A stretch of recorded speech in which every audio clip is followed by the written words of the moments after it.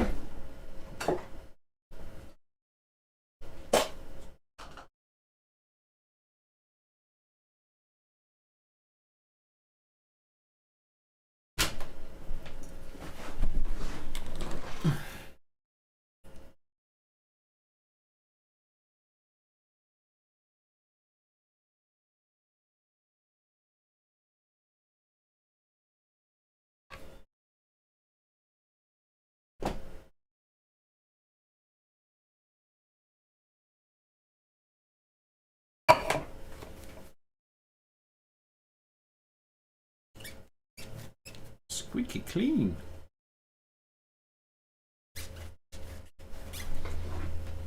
Very squeaky clean.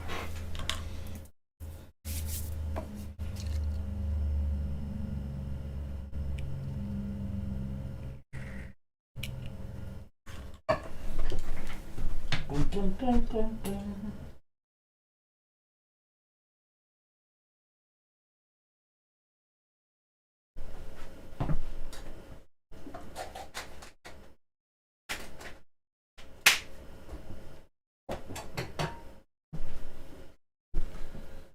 Squeaky cleanliness of it all. Squeaky cleanliness.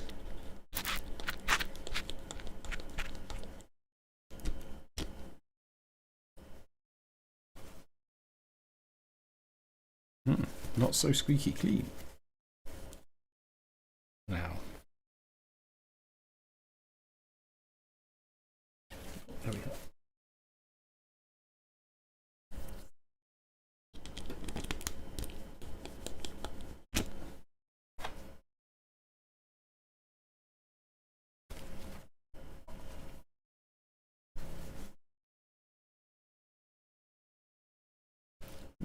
That's how. These are Hal's ears.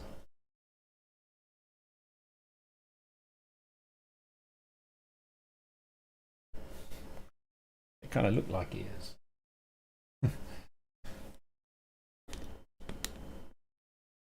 Hello, hello, hello, Hal. Hello, Hal. Hello, Dino.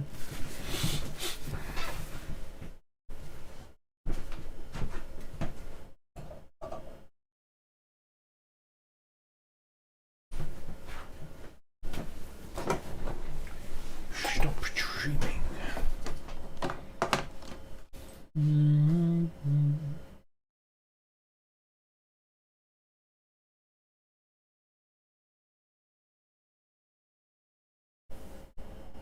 Right, so what was I trying to do? Oh yeah. Hal, open fire project. Hal, open fire project.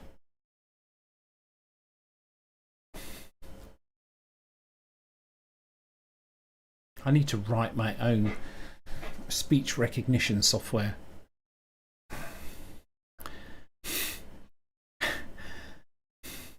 Hal, open fire project. Hello, Hal. You really don't want to work, do you? Hello, Hal. Hello, Dino. Hal, open fry project. Hal, open fire project. Opening Phi project. I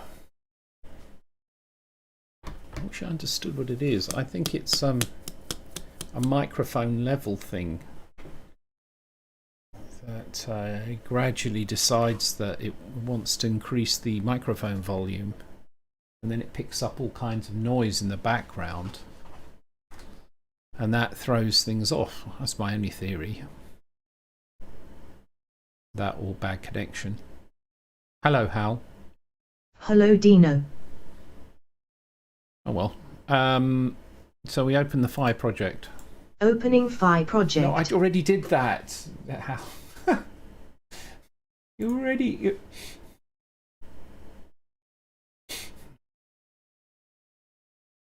You already opened the Phi project. Here. There we go. And so yesterday I was contemplating how to implement my very simple moving ball in Phi, and the program written in Phi looks like this. On begin, make a cube called cube. Set Vx to 1. When cube changes, increment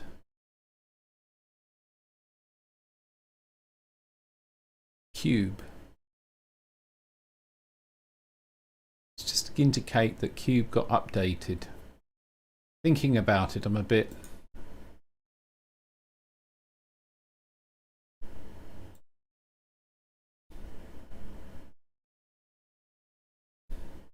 I'm not going to put that line in at this time. I really am not impressed with that. I had some reasoning behind it yesterday, but let's try and stick to this a bit more pure for the minute. On change cube.pos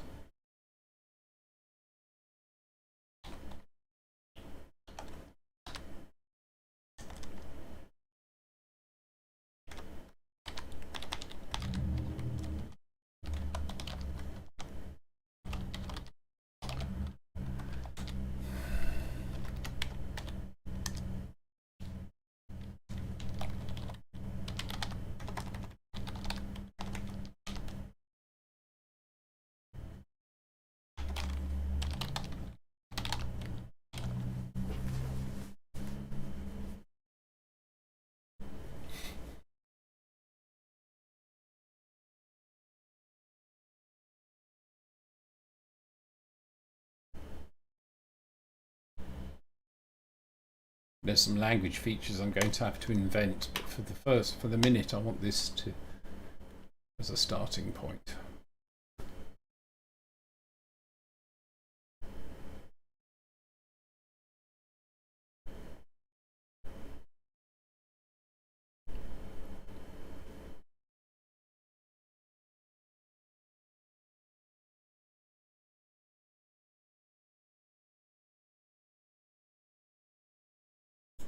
Okay, let's see what happens if I try to compile first of all. Compiles, but when I try to run, I'm going to start getting errors, and then I need to work from there. Could not connect to the client. That's could not connect to the graphics terminal. Hal, run a Nugget window. Running Nugget window server. Right, so I've got that now. So when I try Hal, run.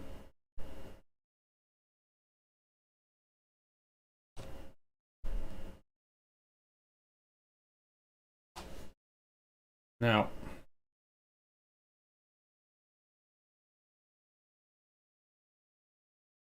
exception thrown, error, token recognition error, a .p. So this is the Phi language has thrown the error because it doesn't understand .p at this point.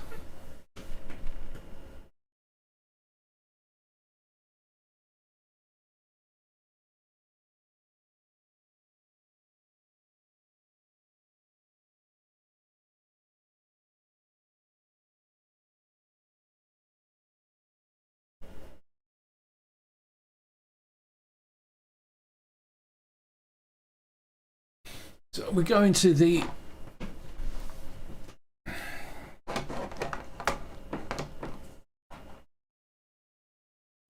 language definition.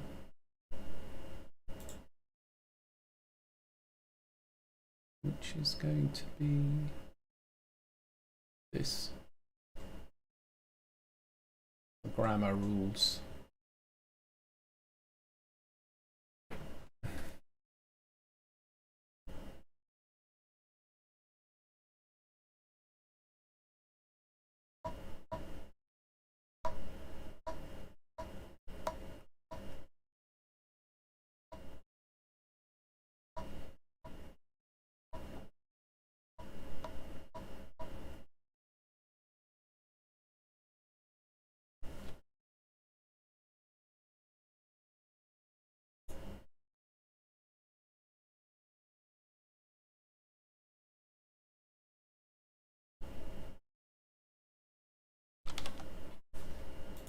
I'm going to create a new one called an identifier path.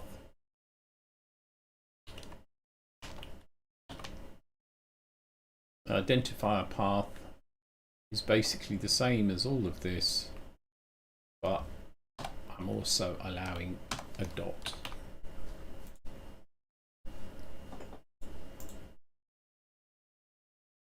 Hal run. G'day, Mike. How you doing? I'm fine.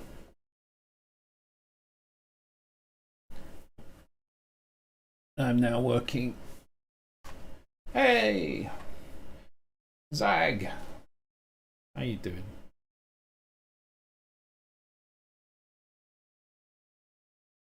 I'm working on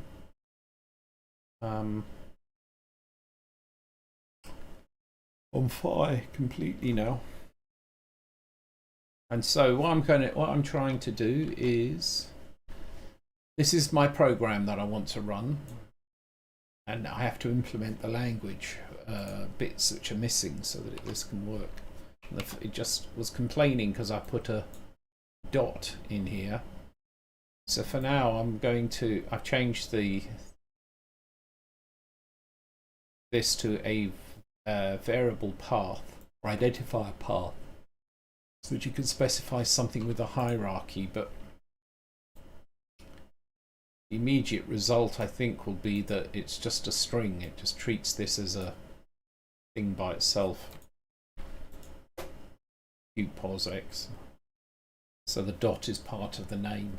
But the idea will be to sort of have perhaps some facility in there so that it can, for example, check if I did qpos, it would know that pos had an x, a y, and a z. The only problem is it doesn't know that pos has an x, y, and a z because it's dynamically bound. But I need to figure out that stuff later, but I can worry about it later.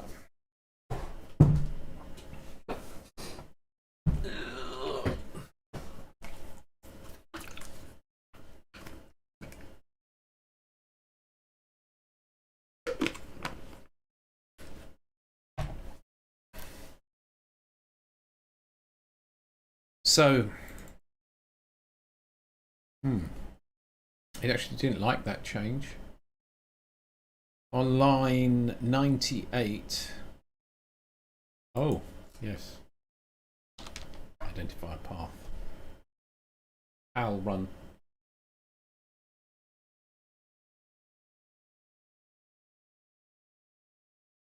So the latest problem is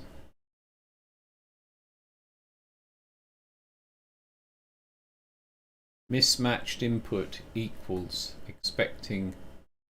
So is there any line information for that? My thing doesn't print line number information yet.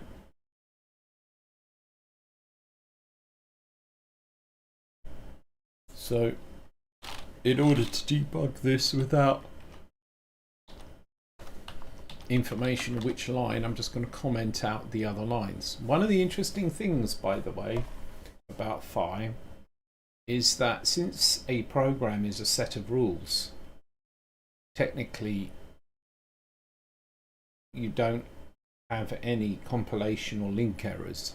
These things can exist totally independently. Well, I suppose that's true anyway. And then, yeah, you could call a function and that doesn't exist. But that's a runtime error. That's the point. Compile time errors. Oh. You don't have to worry about it not compiling generally.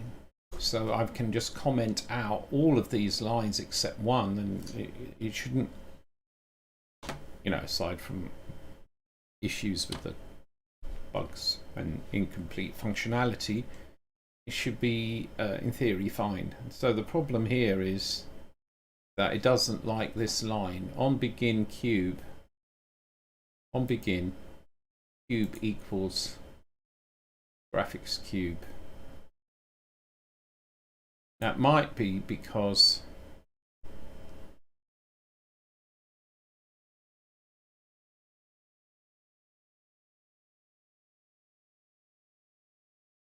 you see, that is weird. It could be because of this construct. Let's just see what happens if I do this.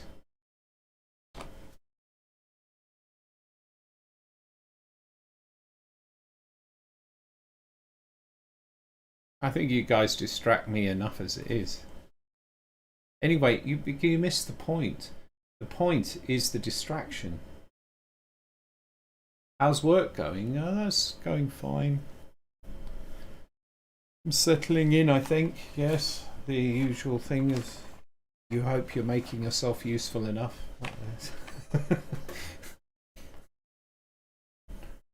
But yeah,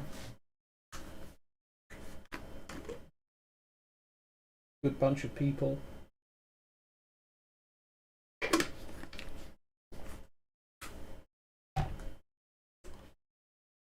On begin cube equals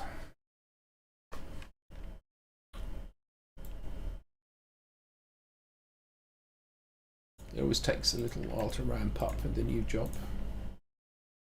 On begin cube graphics cube. So the issue here is I still have a problem and I don't understand why. Now if I do graphics cube equals this, it still doesn't like it. So now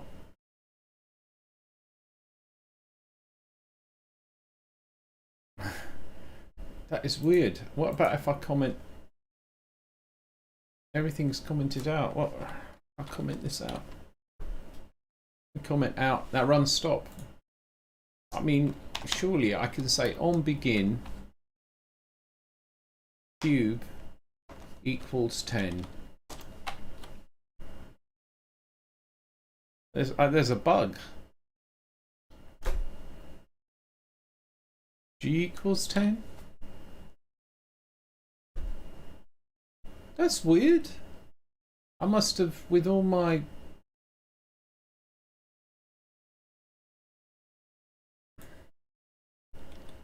refactoring, I must have broken something, surely. Put the test program back.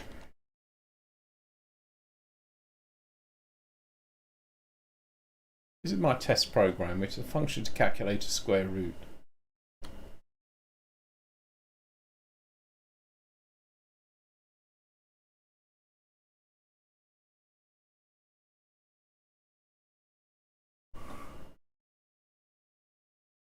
I seem to have broken it.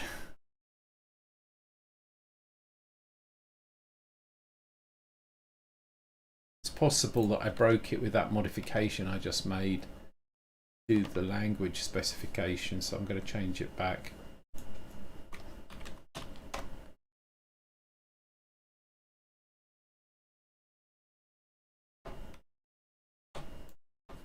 I'll run.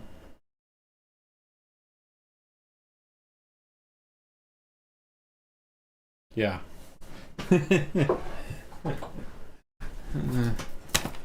Oh dear.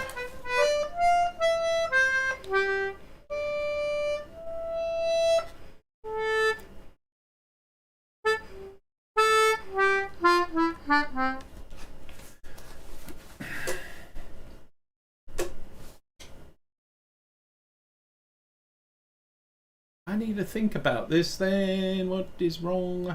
All right, well, the simplest way to... oh, because the dot... yeah. I use dots in the float.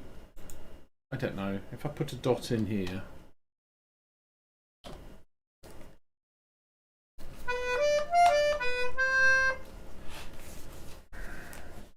I can do that. Have a look at where it identifies. Function name can be an identifier. A variable can be an identifier.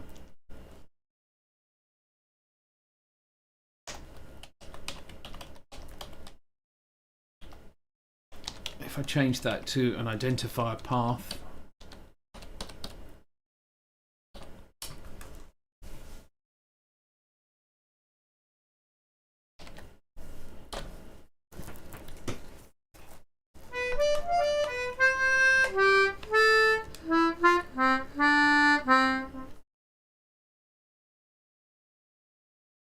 and it really doesn't like that at all.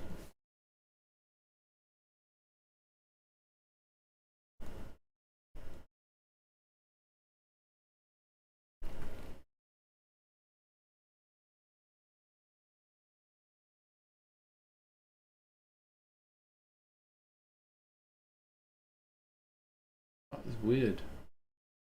So this can be quite tortuous, figuring out how to get the rules right. The antler or any tool for generating a parser. Why would that not work? Why would that break things? Identifier path, they're the same.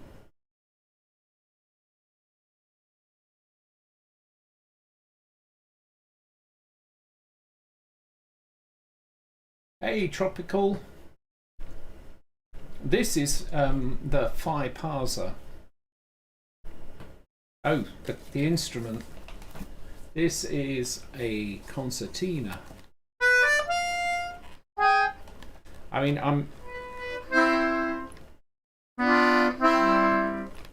Hello, Dino. Hello, Hal.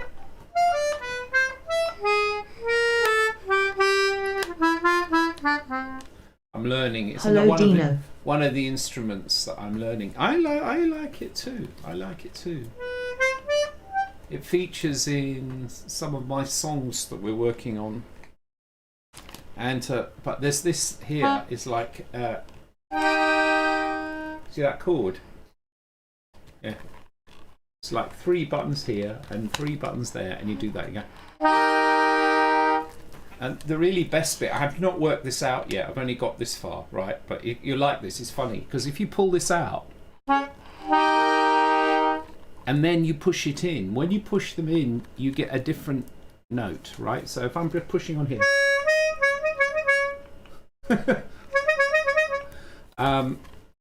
So that means that if I push down these 6 here. Hello, Dino. Right. So what chord do you think you get? What chord do you think you're going to get when you push? It's really freaky. Are you ready? Here it goes.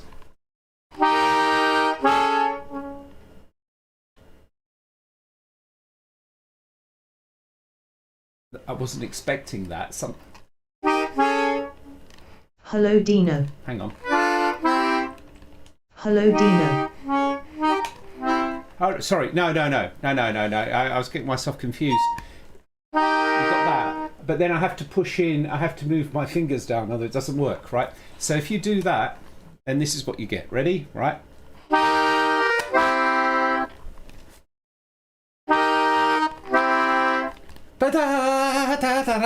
I haven't worked out how to do that, but it's like it's Star Wars. Look at the size of that thing.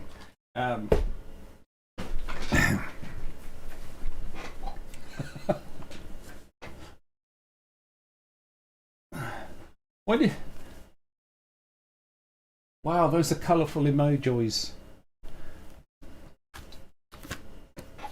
I've got all kinds of instruments. This instrument cost me £35 from a flea market, and perfect working order. Even in tune to a very, and there's a couple of notes that are very slightly off, but they're totally within reason. That's just a little flat.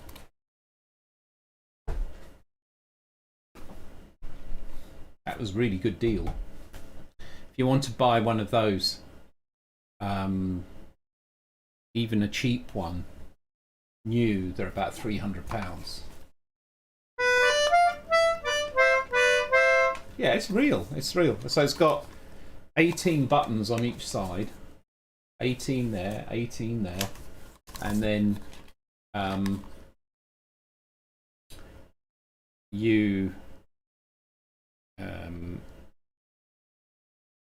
so 18, yeah, sorry, yeah, my maths went wrong there in my head. I was going, huh? No, so 18, so that's 36.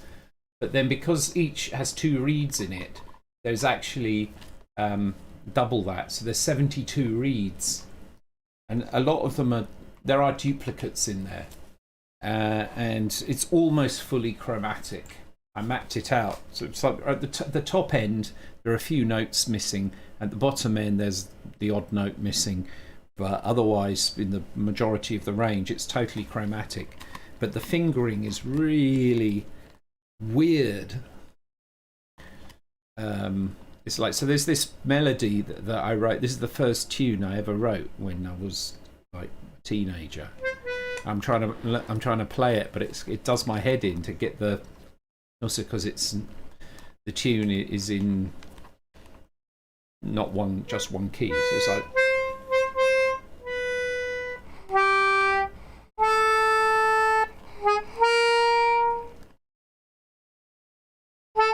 hang on. Da, da, da, da. Da, da, da.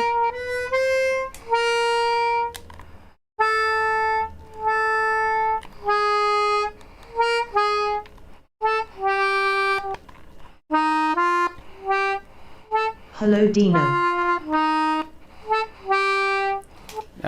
Just getting there now.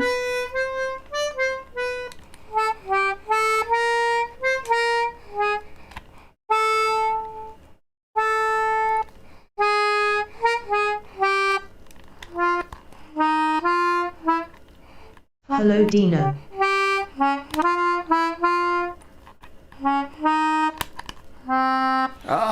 It's really difficult to figure out the note because there's no logic to the notes. You just have to. But there's. I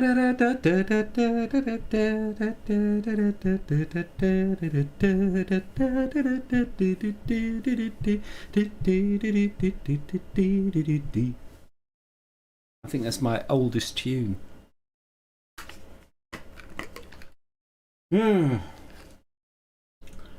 Takes a while.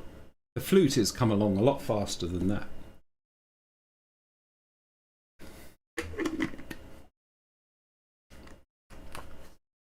Yeah, it does take a lot. That does take a lot to get used to. But that's the same thing as with a harmonica, of course.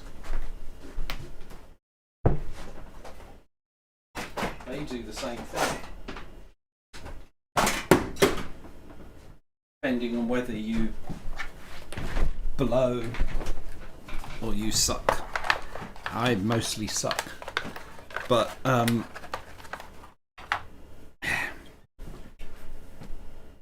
chromatic harmonica. Ow! The whiskers get caught in the thing and you and pull out your beard. Anyway.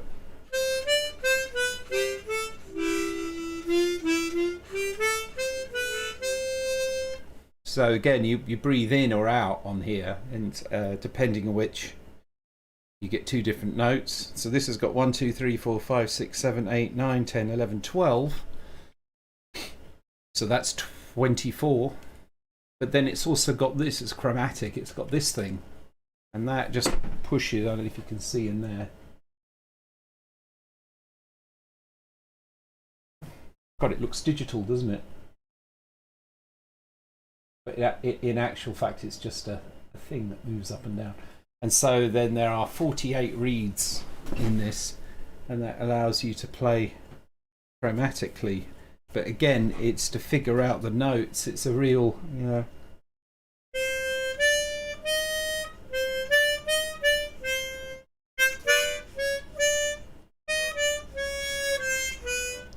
Ow! Oh, fucking hell. This is a sign that I need to have a trim.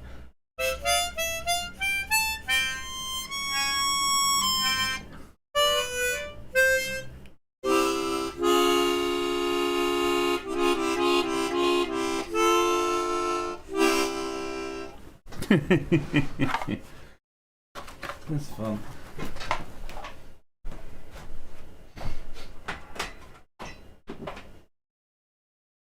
Instruments are very interesting. Crazy. It's like this is just a normal harmonica. You're just your 10-hole harmonica, so that's 20 reeds in there. Again, you blow and pull. But this isn't. It's diatonic, which means it doesn't. It's in a scale. This is in C.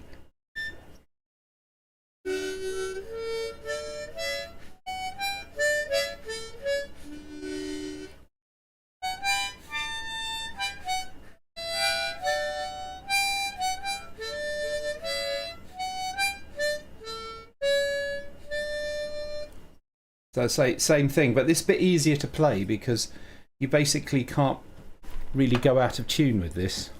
You can just go, oh yeah.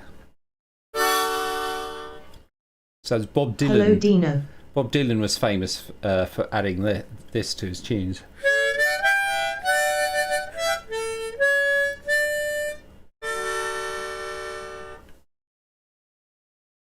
But then what's really weird is that you can actually play this chromatically.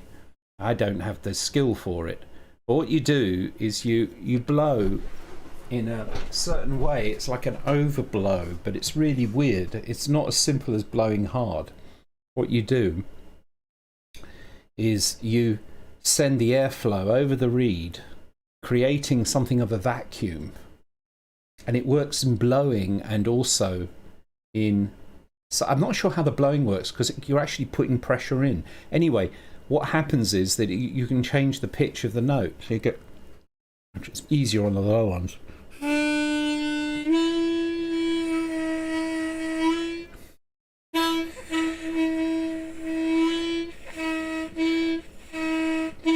That's not doing... I'm not so good. I'm not really good at that. But if you... Could you hear it as like going down a tone?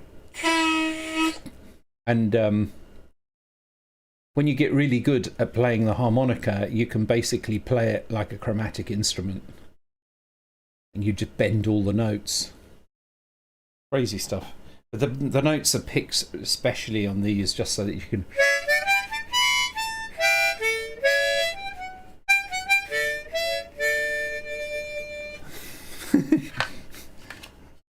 Yeah. Cool.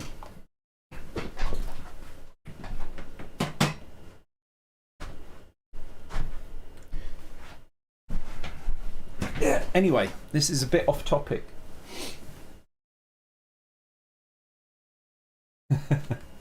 Whoa, Black Betty. Whoa, Black Betty. Now, I was trying to work out why...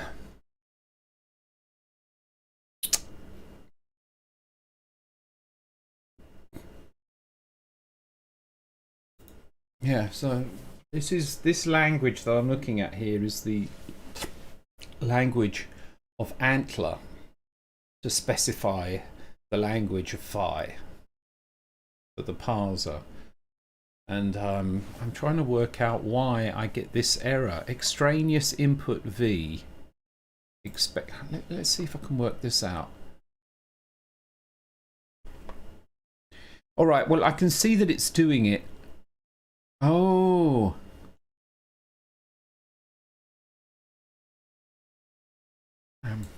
It's a bit weird, but it's connected with function arguments. So if I look at an argument list, an argument is a variable. And a variable is an identifier path.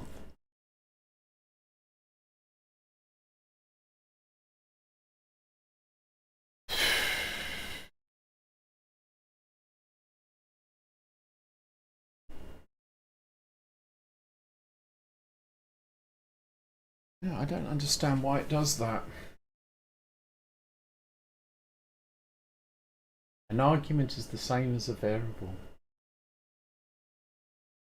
What would happen, just as a matter of interest, if I say an argument?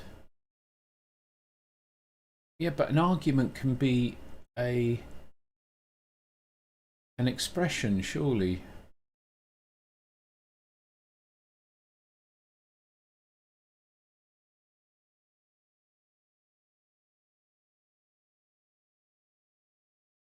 I'm going to backtrack here a minute. This is where a lot of the work goes in.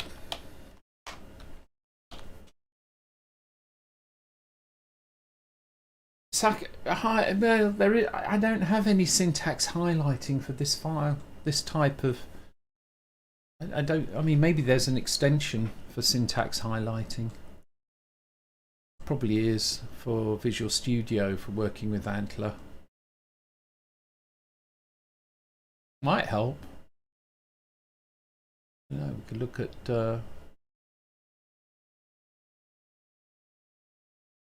plugins, extensions, manage extensions.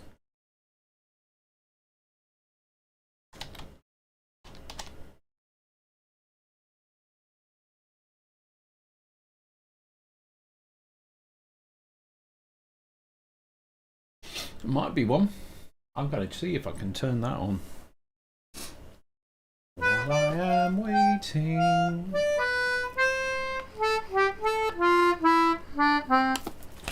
I need to restart Visual Studio, of course.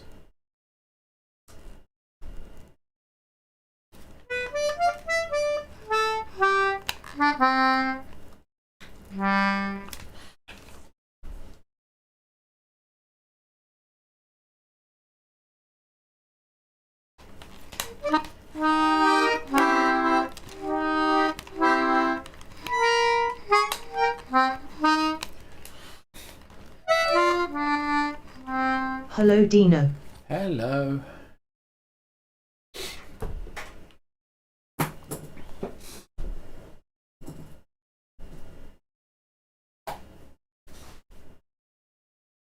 Maybe I should. I need to practice my mandolin as well. I'm doing a track that I have to play. We need the mandolin on yo-yo.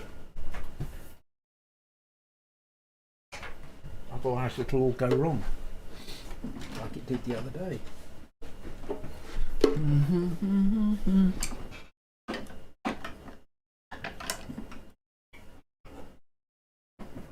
Oh.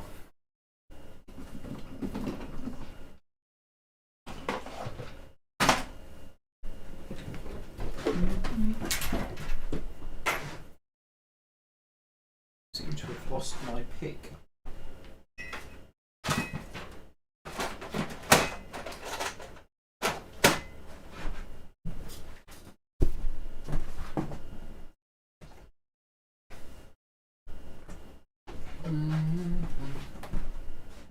That's unfortunate.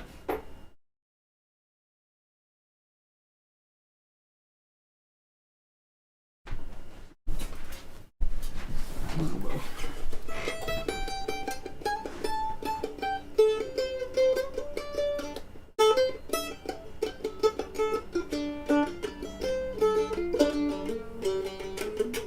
Hello, Dino.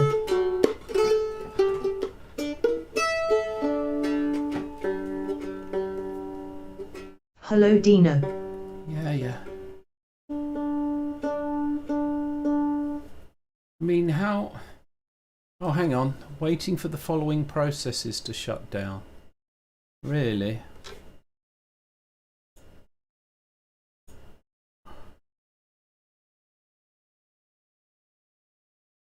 Why is... Oh, I could try it out, but there's a problem here, is it's waiting for MSP DB serve to end. So of course it's never that simple. It's like, okay, I'm going to just install this thing. Microsoft, you make all of this stuff. It allows us to install stuff. I'm going to install it, and then it's like waiting for MSP DB serve. Is Visual Studio still running in some form?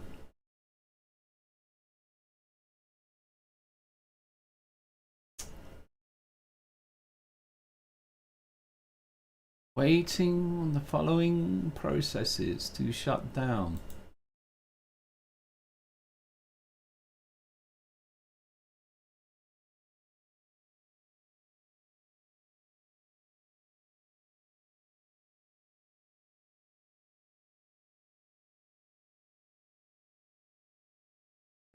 Yeah, that's why I don't bother with them normally. Oh, hang on, it says ends tasks.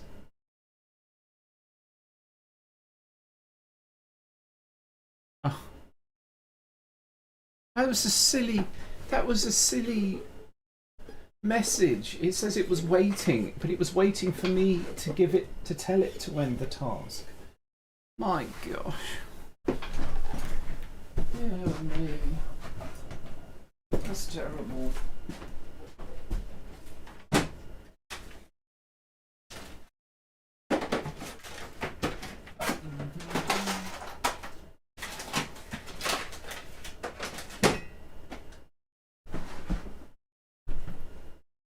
Where did I put that? I believe I lost that lip. That pin. Hello? What's that?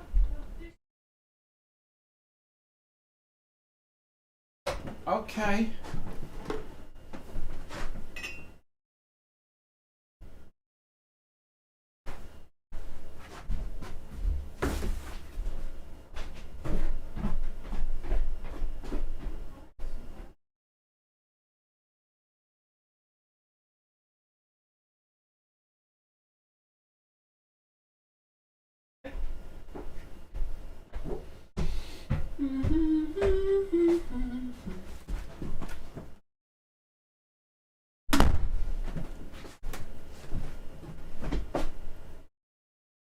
Somewhere in here.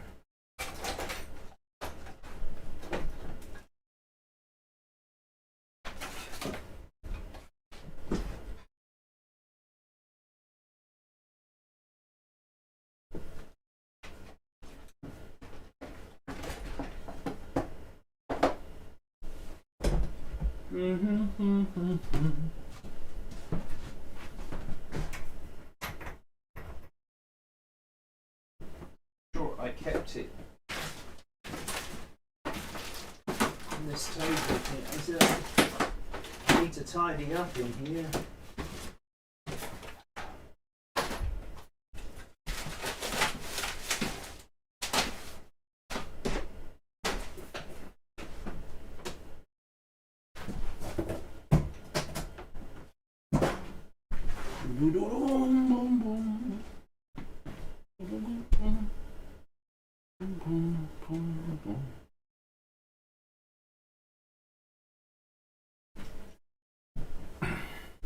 Never mind.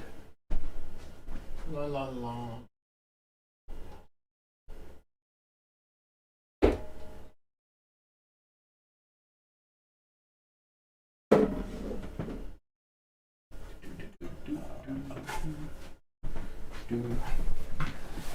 It's done. Apparently. How open Fi project? Opening Fi project.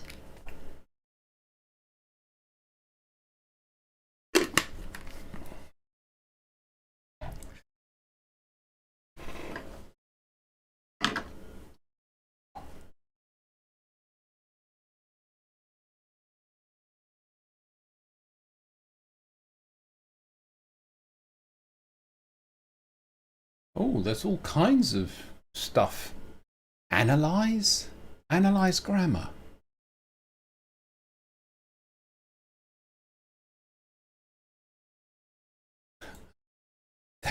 That sounded really cool, didn't it?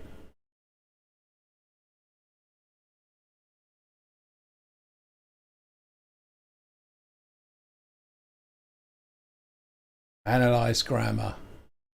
So cool. So utterly cool. It does nothing.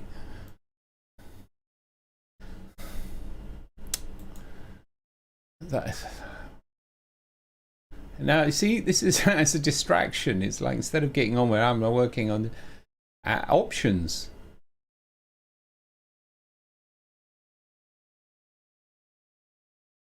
Okay.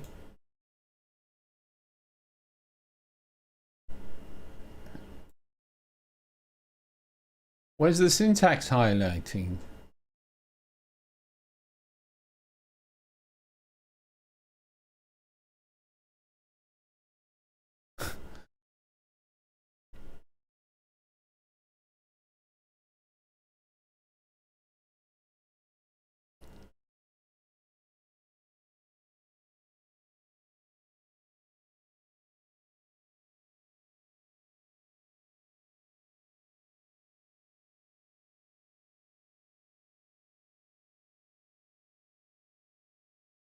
Syntactic highlighting.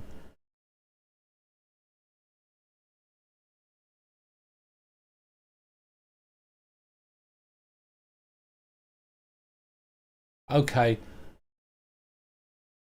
There was an error activating the remote language server and CLA language extension. For more details, go to, and it's instructing me to go to extensions, manage extensions, and looking at the installed ones and uninstalling it.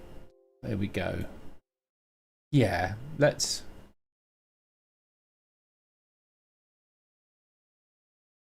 do that.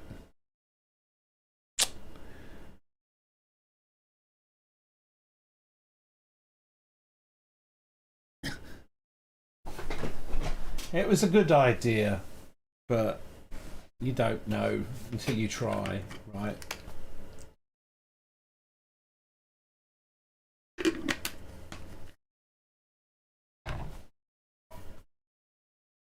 How open Fi project? Opening Fi project. Opening Fi project. Opening Fi project. Opening Fi project. Opening Fi project.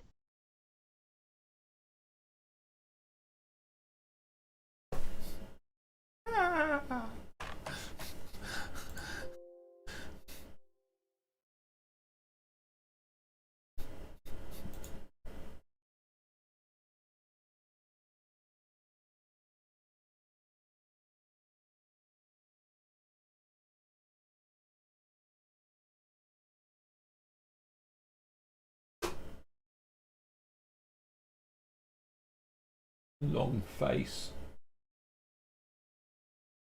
Hal was hearing itself.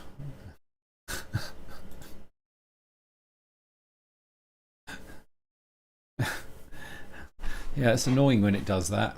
It would just sit there and it would open it. Opening 5.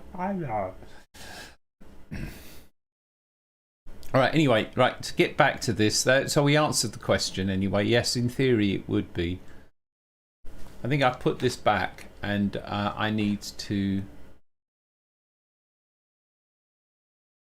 on begin G equals 10. Is this working?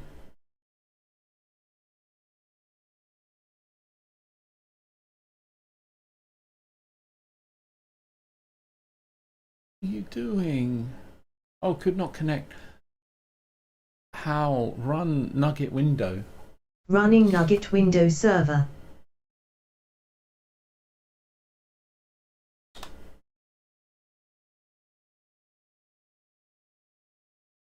Hey, even that doesn't work. G equal 10. So do I...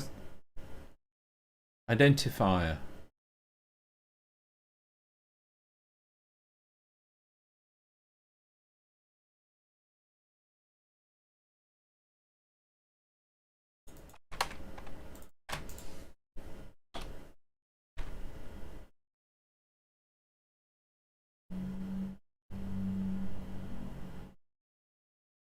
know, I'm wondering if I do the build. Oh boy, let's just build it and not run it. What do we see? Rule function contains an optional block that contains an optional block with at least one alternative that can match an empty string.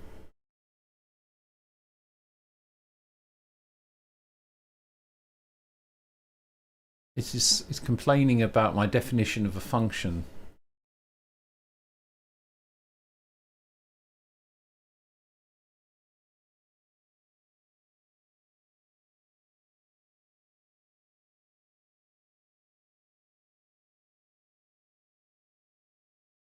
An argument list could optionally not exist. I'm going to, I think I had problems with that before. I'm going to just change the language so that for the moment functions have to have arguments. That warning should go away. No, it's still there. Why?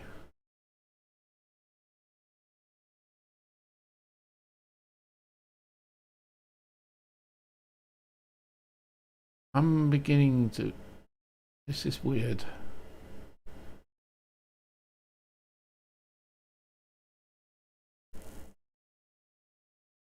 Function body is optional.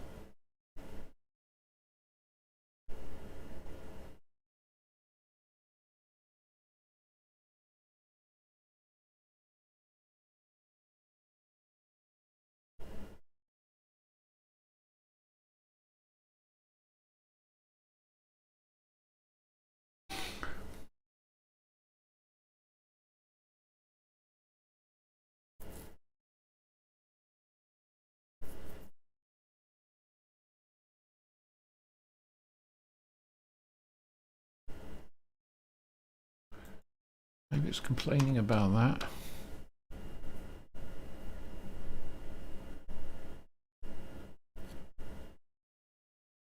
It is. It's complaining about the fact that the function body could be empty. Well, let's not make the function body empty.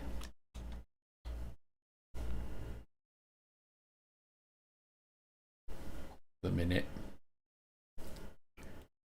It was nothing to do with that, so I put that back the way it was. Let's see what happens if I try to run this. Okay. Oh. Yes. I should really, just for the minute, just take that out. And assign 10 to G and it stopped. Okay, great. So now I've got a nice simple example there. Now if I wanted to do something like foo, it's like assign, and it says unknown function foo, which, yeah, that made perfect sense. Now my problem was that I want to define a variable as being something different. So if I, well, it depends where variable is. And I also have a type. What happens if I get rid of the type definition?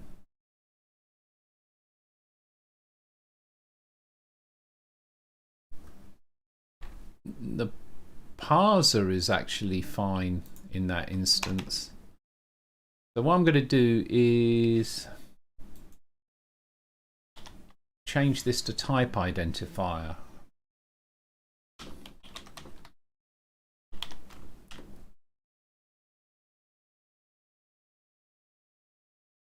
Right, that compiled, and what? Compiled, and it also ran properly. And it says unknown function foo, so this is not upset by that change.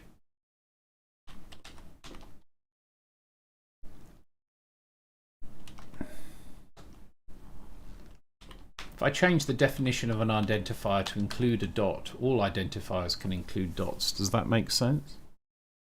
Actually, why not? I'm just saying then all identifiers are automatically hierarchical in nature. We'll see where that goes. All right, well, it's good for now. It's taken that. So it means that, interestingly, I can say foo.foo.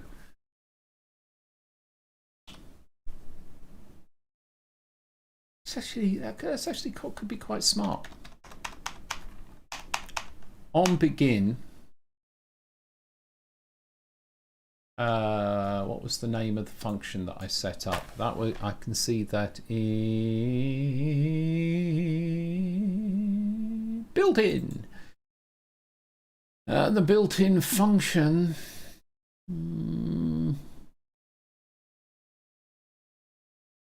It's clear graphics.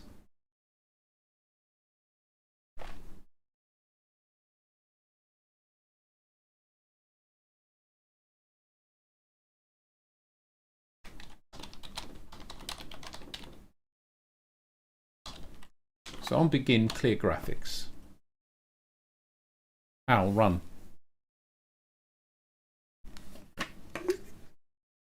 Oh, I think it ran. It ran that, yeah. So it cleared the graphics and all that is fine. The next rule, but I need it to create the cube. I can say on begin make cube. Actually, that was the intention, wasn't it? Cube equals 100 with just some number. Let's see if this works. Yeah, assigned 100 to cube. All right, so now we get to make cube. So this function is going to create a cube. I haven't written it yet. Unknown function make cube. So what I'll do is define the function make cube.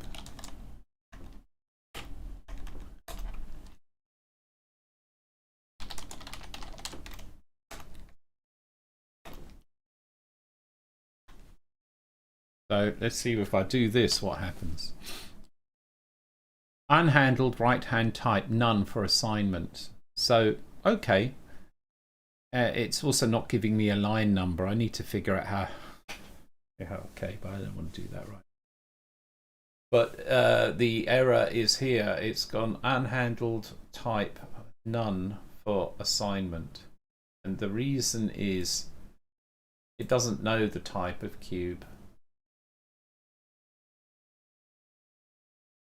If I assign an integer to it, it knows to make it an integer, but it doesn't know what the type is of cube.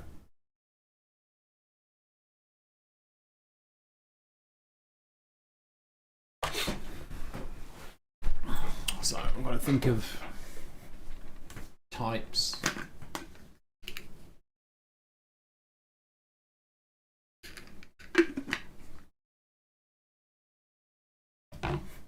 The language is aware of the type of objects.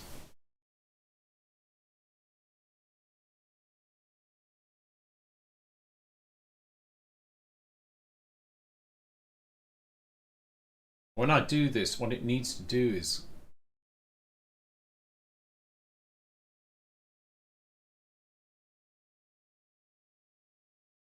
what does that mean in I?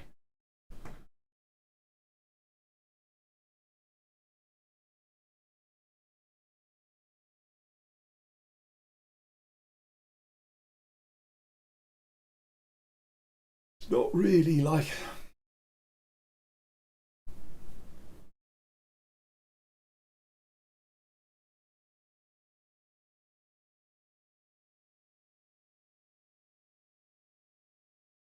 I mean, I could do that, but I think that's too advanced. I'm jumping stages here.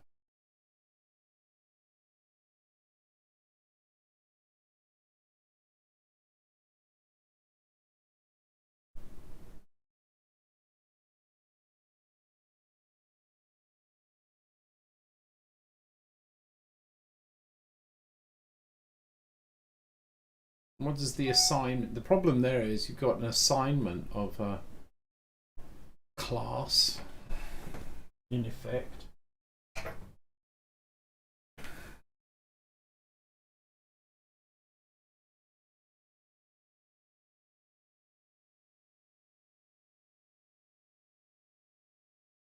It's a little bit weird because what I really wanted to do is the make cube. Should make a cube with a name. You named the cube. So, but the function name cube or make cube doesn't know the name of the cube that you're making. This is an interesting point with languages, isn't it? That's why there's a copy on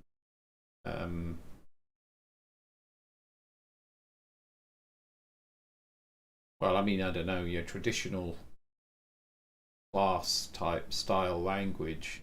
You allocate some memory and you fill it with the data and you return a reference to it. So if you do like new cube, you actually get a pointer, in fact, to the memory that you've just allocated. This is memory management. This is nonsense. We don't have memory management here, which is the completely different architecture. I'm just trying to understand if it makes sense to have a cube as an object. It actually doesn't. It's totally, this is old thinking. This is wrong. What needs to happen is we say make cube and we give it a name, cube. Now I could use a kind of language thing where I say a little modification to this, so I could do something like this and say cube is a reference to the name.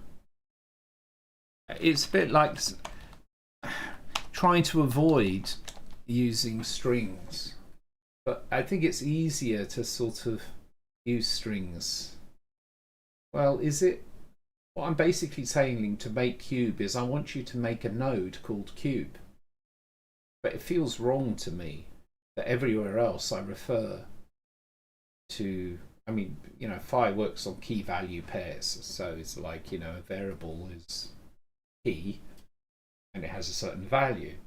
So it feels wrong that I'm referring to it by name everywhere else, not as a string, and then in make cube I refer to it as a string.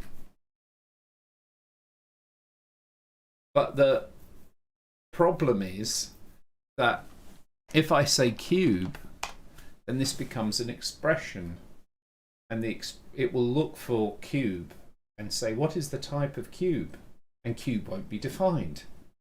So how can I pass that in to the function? What I really want to say is it's like passing in a reference. It's like passing a reference, like an ampersand reference in C++, to an object that doesn't exist yet. What I want to do is to try and create an equivalent of a constructor where the result of the construction is actually, yeah, you couldn't do it. It doesn't actually make sense in C++, I don't think. It makes sense in phi.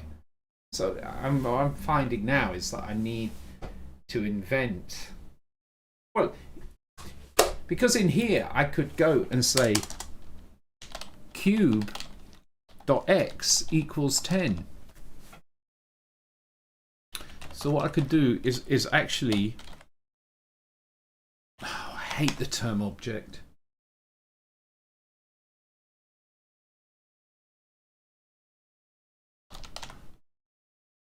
Item. And then I do item X, but in fact what I want it to do is the item will be not item, because that would be literally item.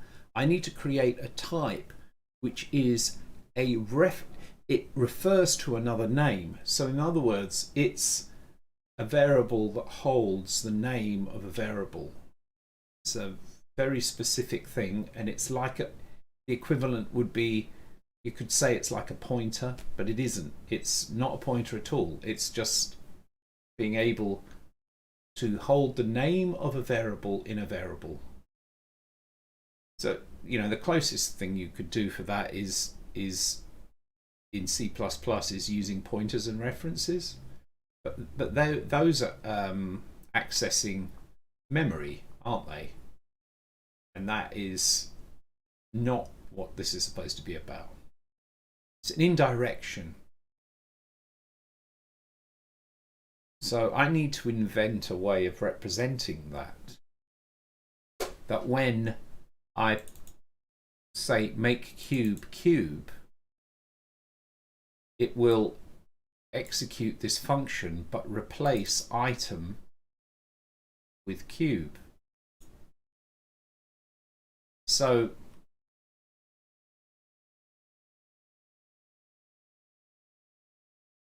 I suppose I could do that. I don't know. How's that?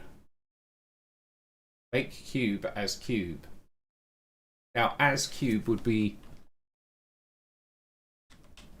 putting as in front of an identifier, changes the identifier.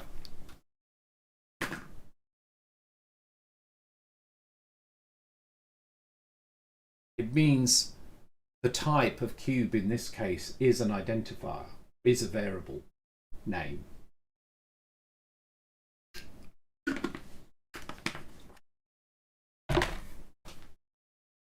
On begin, make cube. You could even go item as cube.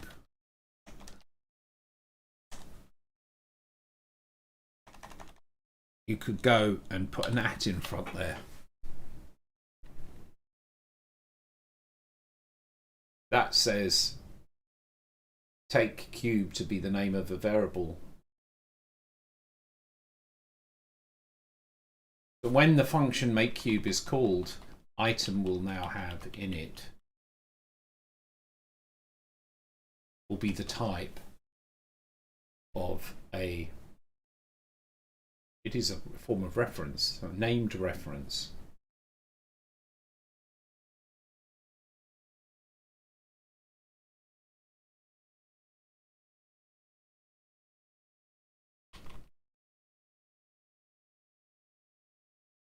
I think I might go with this for now.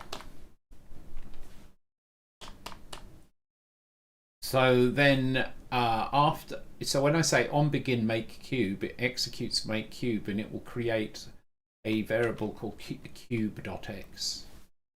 Not item.x, but cube.x.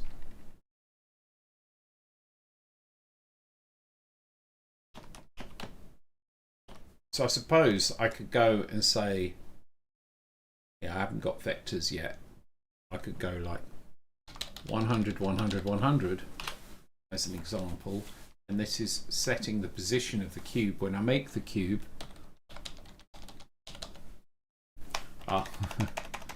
In here we say x, y, z. And then it's item.x equals x. Item.y equals y. Item.z equals z.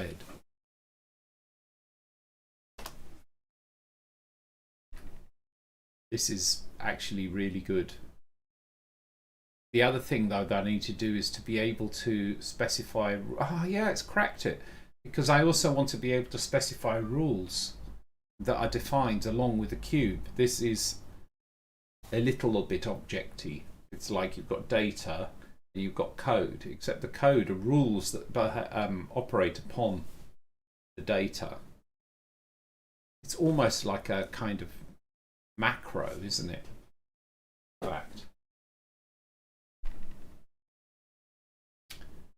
So when I say make cube now, it'll make the cube and we'll end up with cube.x, cube.y, cube.z. It should also actually call the function to make the cube. I don't know if I made that yet. So built-in make graphics cube already exists.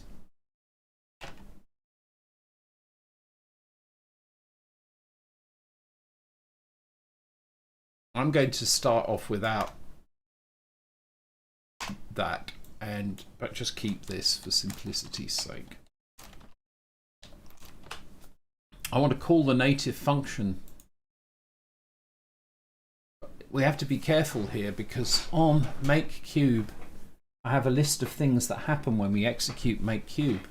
I mustn't fall into the trap of thinking like procedural or imperative programming, but I think it's okay because everything in the function is done on the begin. So basically this is the equivalent of saying on begin item.x equals 0, comma, item.y equals 0, comma, item.z equals 0, comma. Make graphics cube.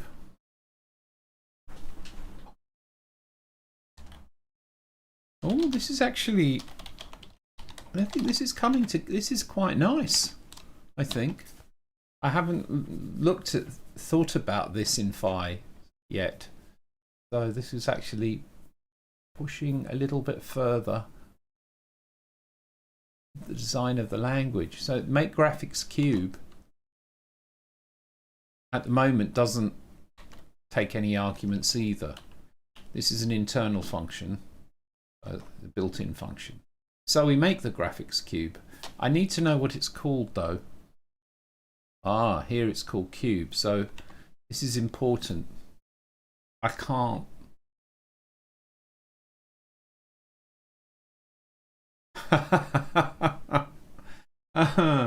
Oh, that's interesting. Oh. Hello, Dino. Yeah, hello, Hal. Hello, Dino. I think what I need to do with this, oh, this is exciting. We've got make graphics cube doesn't currently take any arguments, but it's going to have to. The argument most important is what the name of the cube is. Now, because I'm communicating with some external library, this uses a string to identify the cube. But that means that I need to get the name of what item is. So I need a function to convert item to the name that it's carrying. I suspect that I'm going to need to do that frequently. I was tempted to use a hash. So say hash cube, because that's like the C preprocessor, which does a similar thing. We're going to use, I think I'm going to use $cube, actually.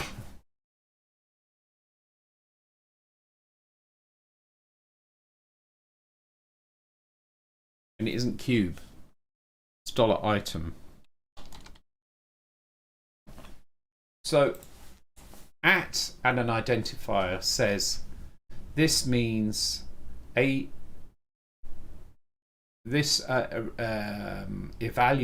to the name of a variable. So at cube is an expression that is the name of a variable. So item is accepting something that's the name of a variable. So given that, it's able to do its work. This item goes sort of back the other way. This takes, it converts the name of the variable held in item into a string.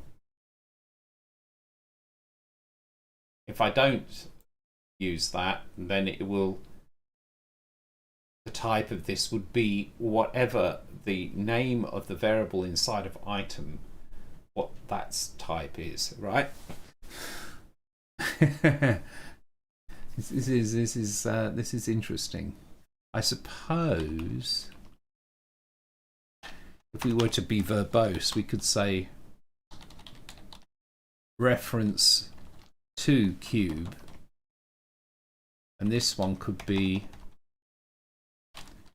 name of item. That would be a way of thinking about it.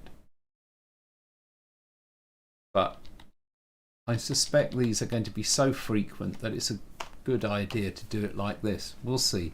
So what happens with that then is that when I say make cube and I'm passing in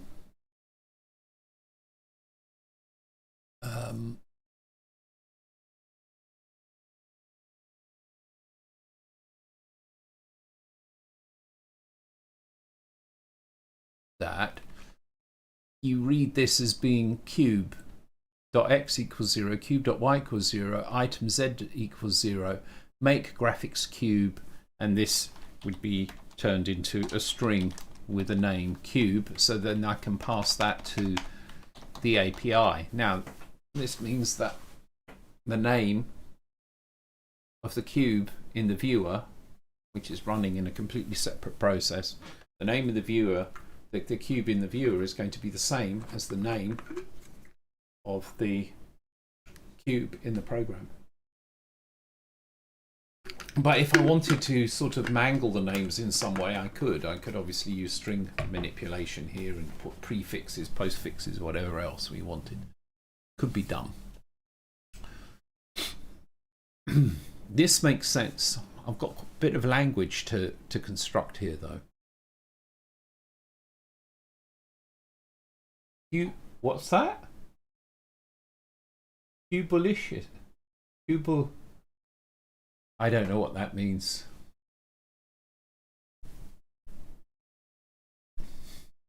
There's a dark. I have a little bit of a dark bit in my beard in the middle, and it makes it look like the beard wants to do this all the time.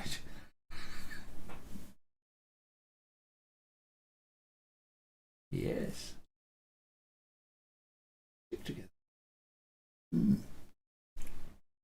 Stick together.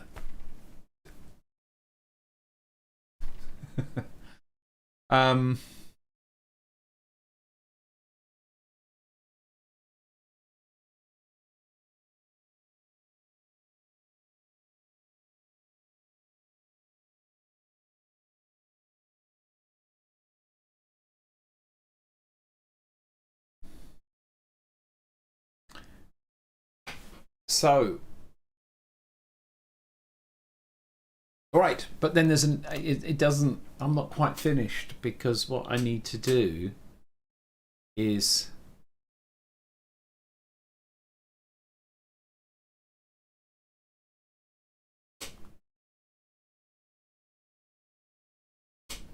when I change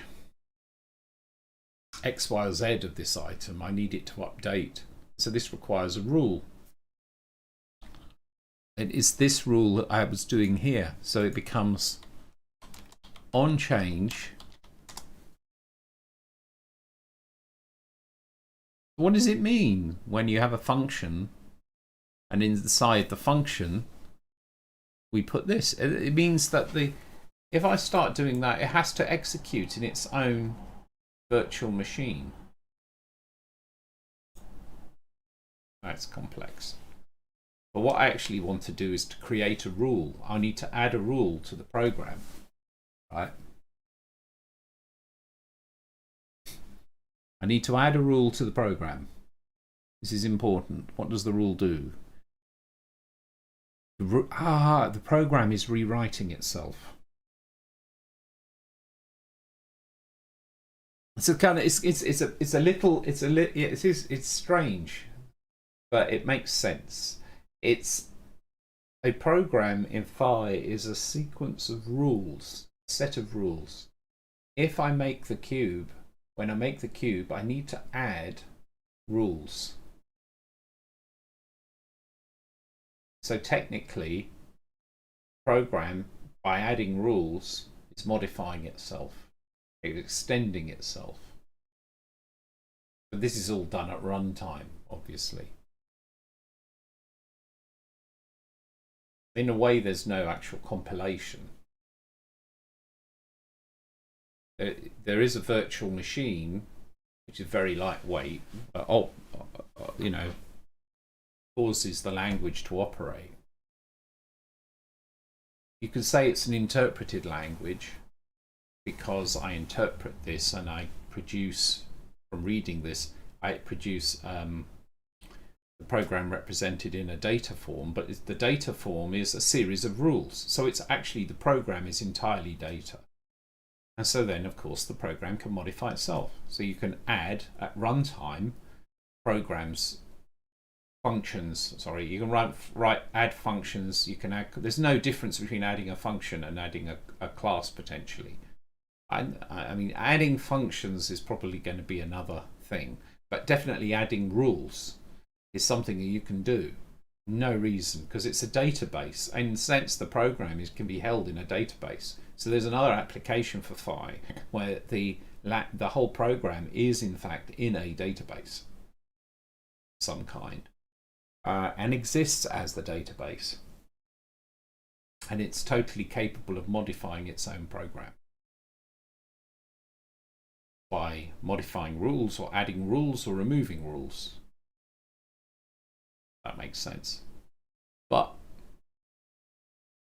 what I'm going to do right now is look at this and say, if I'm going to put some on statements inside my function, it's going to interpret that as working on as stuff that needs to be resolved before the function ends. That's what's happening here in this function. On begin is on the beginning of the function. When g changes, update g, and this creates a loop because every time, on change of g, make a new g, but g just changed, so on change of g, make a new g, and it carries on until it ends when g doesn't change anymore. But I want to be able to literally specify a rule, so there's a kind of an interesting difference. So it's almost like I need a kind of an at for rules, because this at saying no, do not evaluate the expression cube. If cube was an integer, then it would actually be the result 2. It says take this literally, it's cube literally. So maybe what I would need to do is, what I could do is put this in front of rules, and this says you're not executing this now.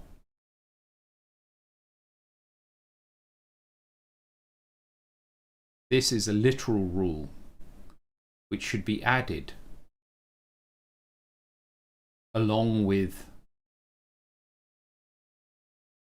these other things here.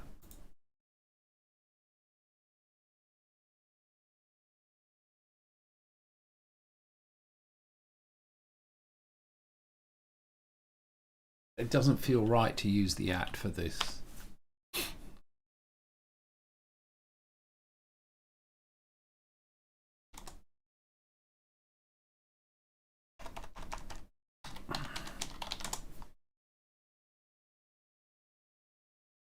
And I'm in two minds as well about how verbose to make the language.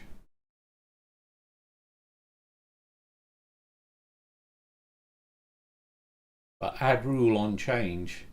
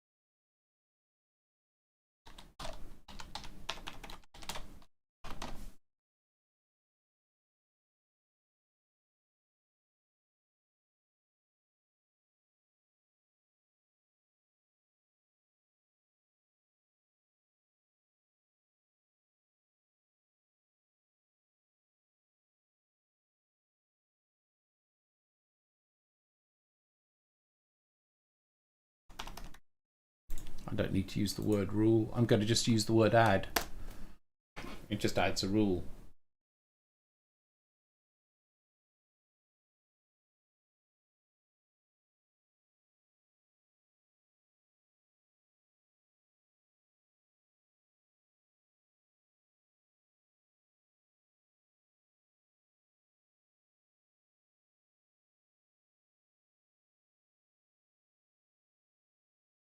Well, I'll go with that for now.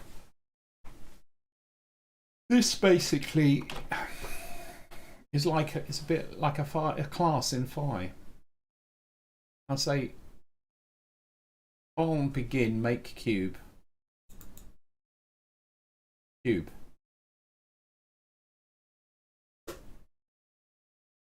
This we covered, and this says add a rule that when any of those three changes, we update the cube. What do we return? We don't return anything. It's just done. It comes to life, it's there, and it has its own rules, and those rules can be quite extensive. I could make the cube move every tick by adding an on-change frame count. Do you see how this works? Add on change frame count.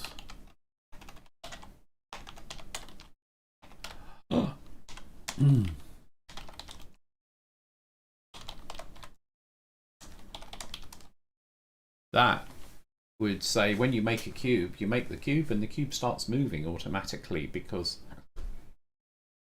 this rule will be added on change frame count. Do this. I think this is good. I think this works.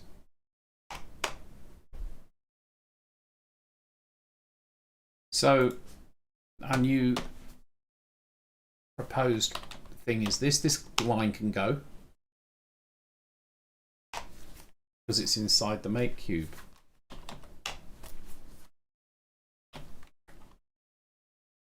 So looking at this line next, on change frame count, we move the cube.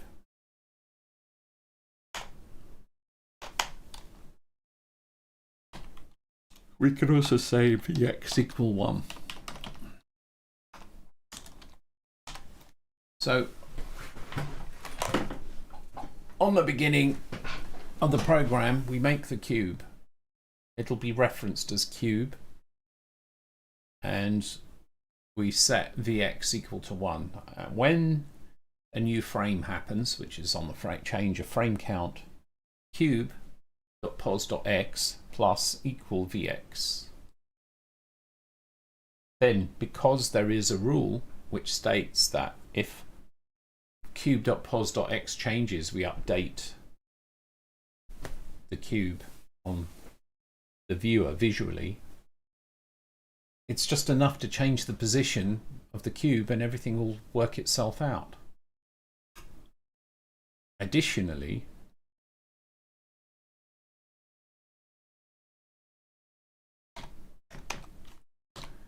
we have these two.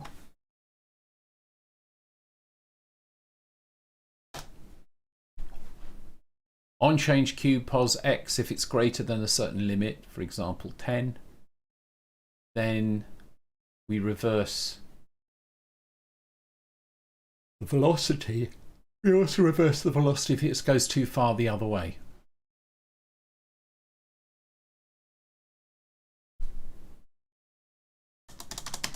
Let's make this a bit clearer.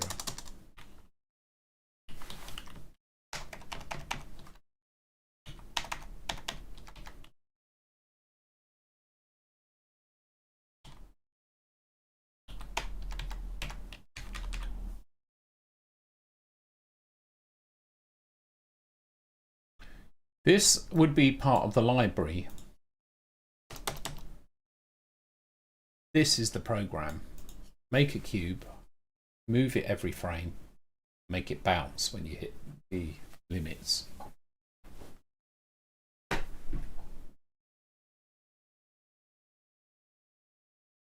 I think that's a good thing to try, so we'll give that a go. So this program, and I try to run it, it's going to complain about all kinds of things. The first one is missed matched input item.x. Expecting end. So if I just did item, would that work?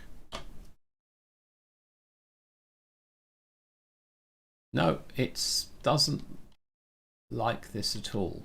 Why? Oh, I know why. Because I don't have this.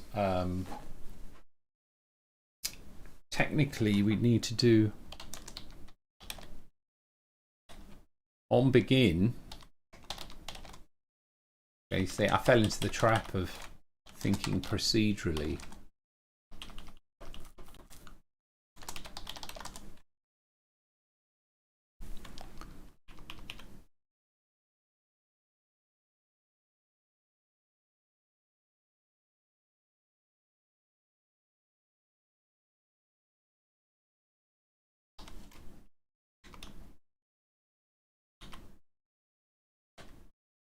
So technically I should pass the item X, Y, Z somehow into this function, but right now it just creates it at the origin, so there's no need to pass it in.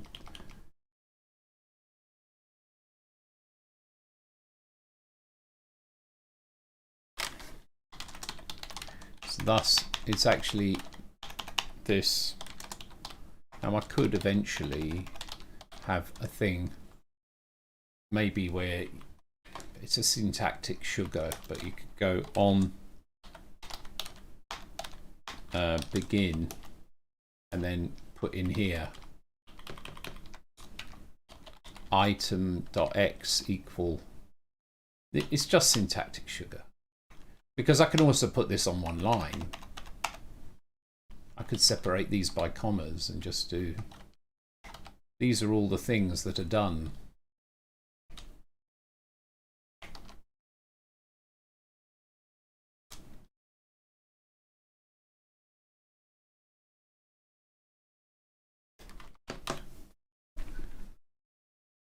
So really that doesn't, I don't need to worry about that right now. If it's a little more verbose for now, who cares? Make it work first. I Captain. What are you doing? Compilation failure. I said make it work. That isn't what you thought I said, Hal. Right. So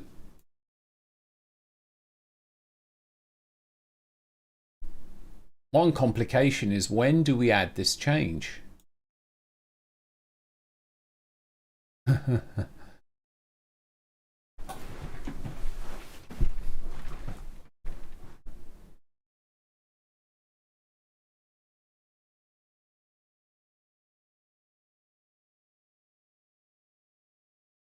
Oh, and it gets really confusing. Can you imagine it adds rules in the middle of a rule? Oh, why not? Probably could work. But this is a little interesting thing. Should it be on begin?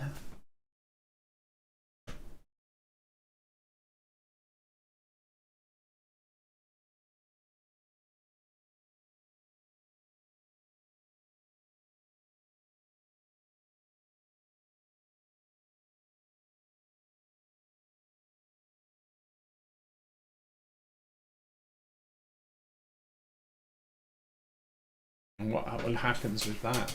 Right, on begin, you do all this, you add the rule.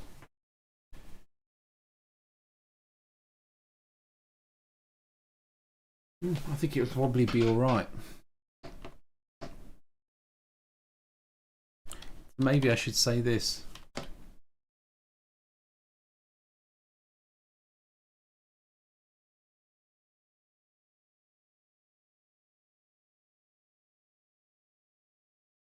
So that says on begin, there's a rule specified, which is on change.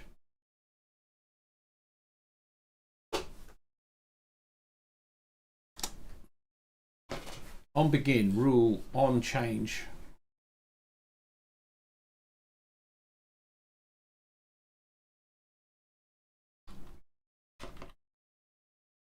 On begin, make cube. Right, I think that's better. We'll see. Haha. try running that and see what it says.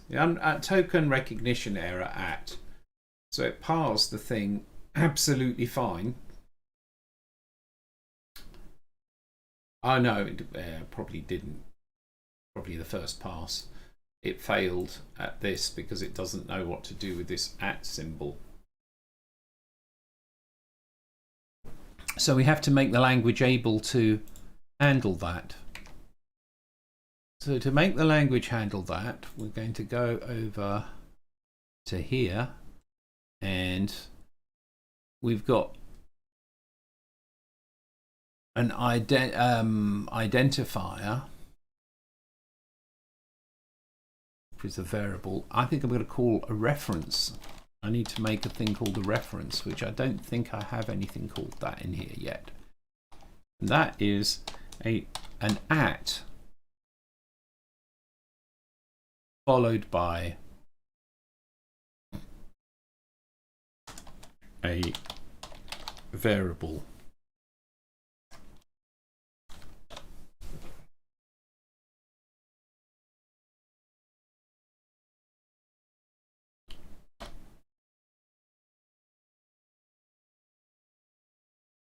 So it sort of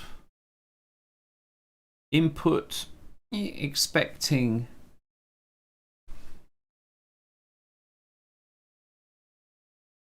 okay, so again I don't have line number information here. For now I'll just do this. This should be a legal program. Yes, it is. Why does it take so long to start? Because it runs it in the debugger, isn't it? I could get my cycle even faster if I didn't use the debugger. Anyway, that's a legal program. Is this legal? Yeah. So these will also be legal. Yeah. So this one? Yeah, it's interesting. It didn't really care about the fact that there was a dollar. That might be because I currently have an identifier including a dollar. And I'm going to remove that because I'm going to use dollar to mean something. So let's try running that. And that it still accepted it, which I find rather weird. Make graphics cube dollar. That is very weird.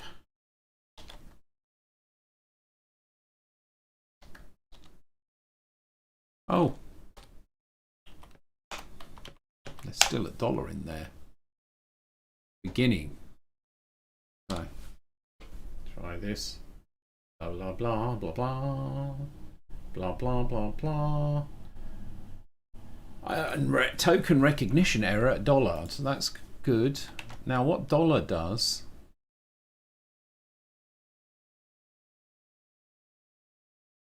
is it's a reference. It's a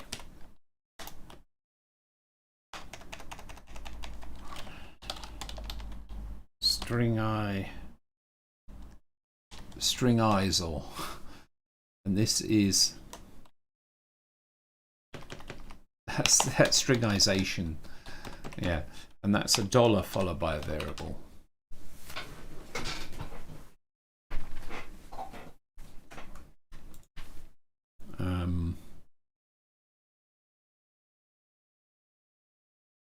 What happens if I run this?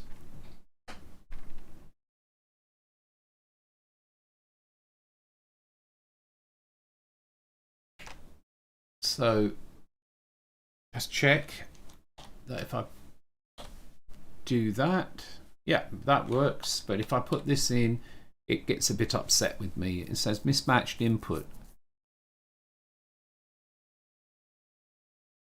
And it's because it doesn't like the fact that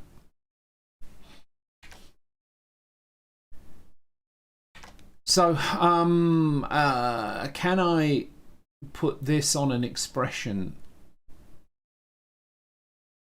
No, it's only valid on a variable. So I need to look at where I use variables, where they're legal. In an argument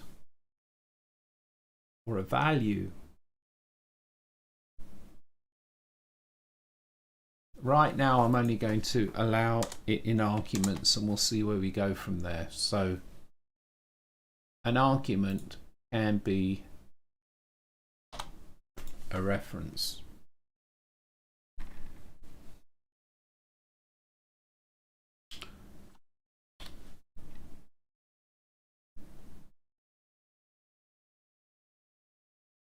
And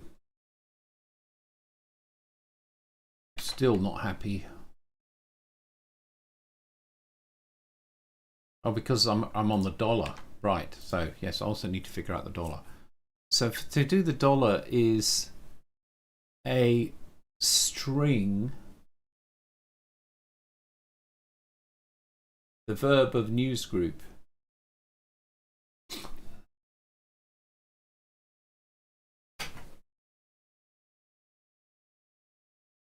Talk, reporting,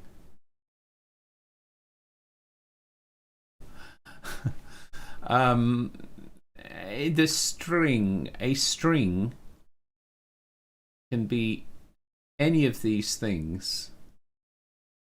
Yeah, this gets intricate. A string can be a string or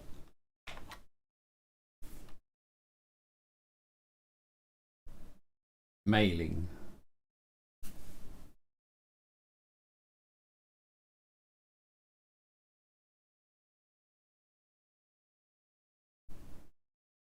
Yes, that's why mailing lists became unpopular, because it's a verb, mailing. And then forums took over because a forum is a noun. We're all moving inextricably towards nouns. We're in a noun-dominated society.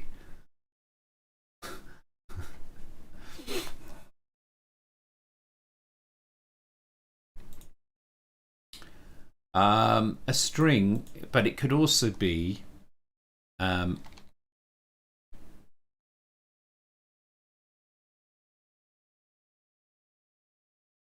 reference.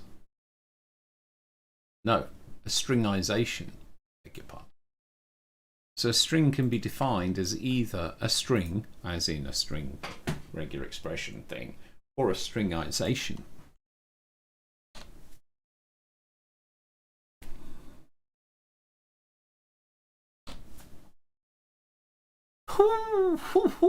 Sweet. I like it when you do this and it works. It's like it swallowed that one up. It really did. So basically it understands that this is a string. Okay, I haven't written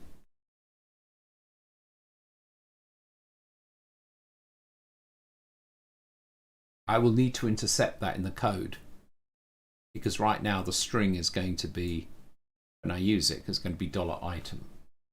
So I'll have to remove the dollar, but this will be literally will be the equivalent of saying, oh no, of saying not item, but whatever was passed in. So in this case, cube.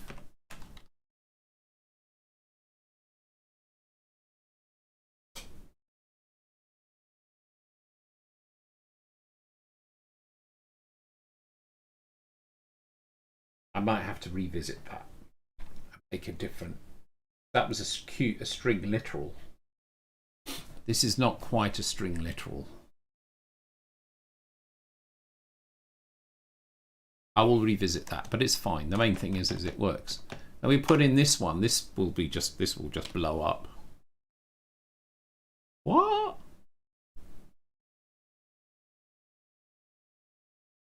What? How did it accept that? On begin rule on change.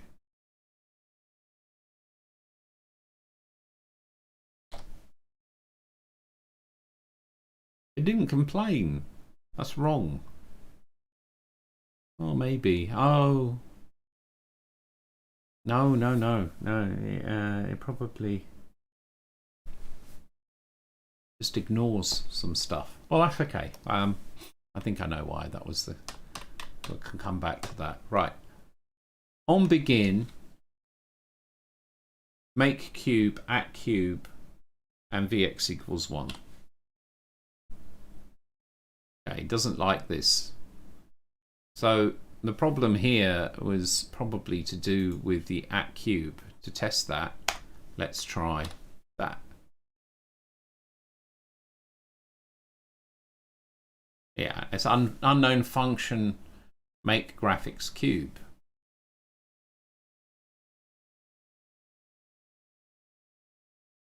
It's actually executing the function. See, this is the assignments of this up here. So this is actually executing the function, and it gets to make graphics cube, and then for some reason it can't find the function. So we'll come. I wonder why that is.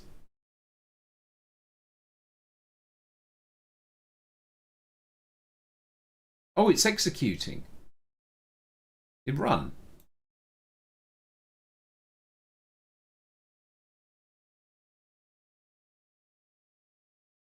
Okay, it can't find the function. Make graphics cube.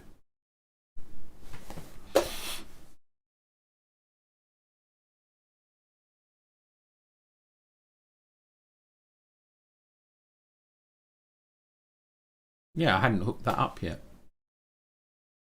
That's why. So this is going to be make graphics cube. And we put that there. And I need to hook it up to that. Yeah. That feels good. Succeeded. I always find it funny how the word succeeded, what the word succeeded begins with, you know, it's like it feels a little inappropriate somehow. And it attempted to execute the function. Now we've got error, items left on stack. The reason we have items left on stack is because make cube has passed an argument in, and the built-in function has not consumed that argument. So that's the reason for that error.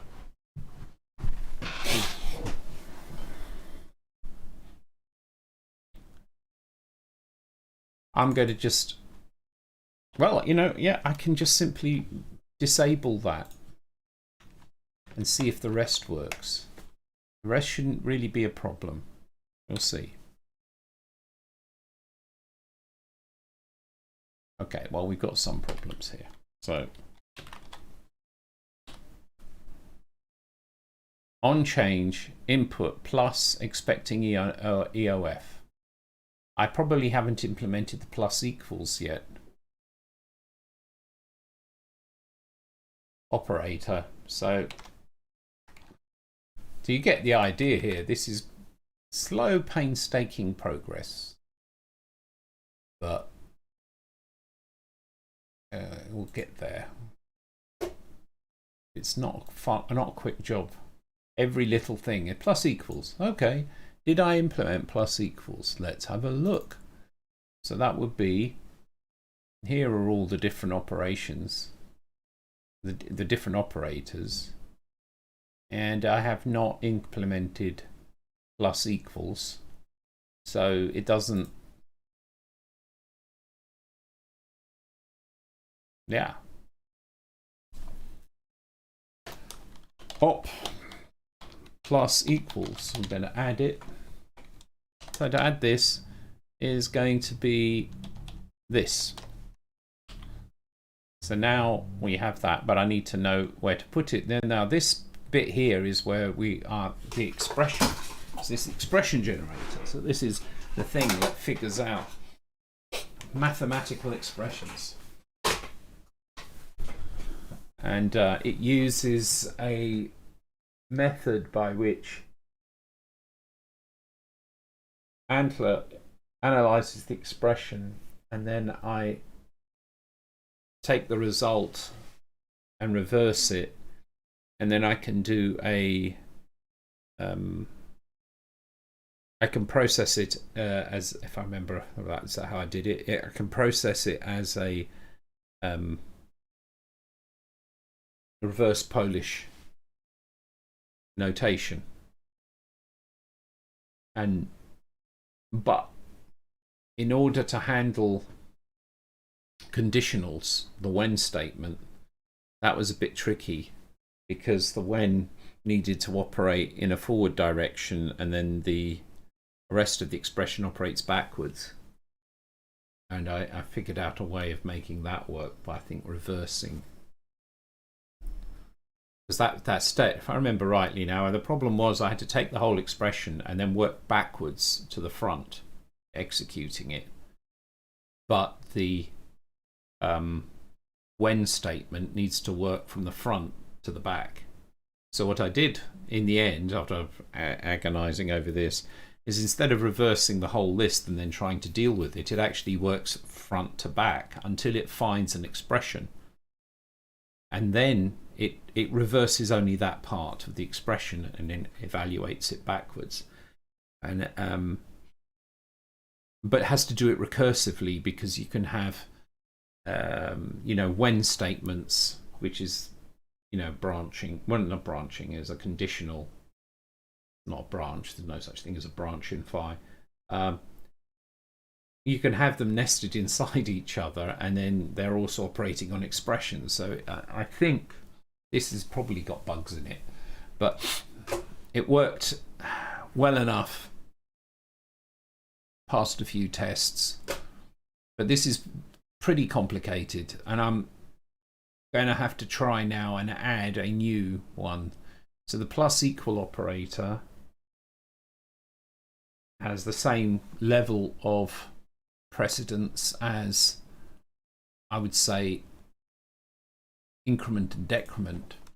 So I'm going to try putting them here, and it's an expression with the op plus equals, I think that was it, that's what I called it.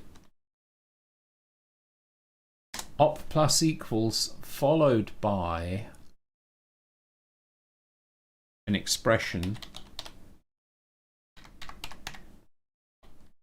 and this is going to be called expression plus equals, and that will hopefully allow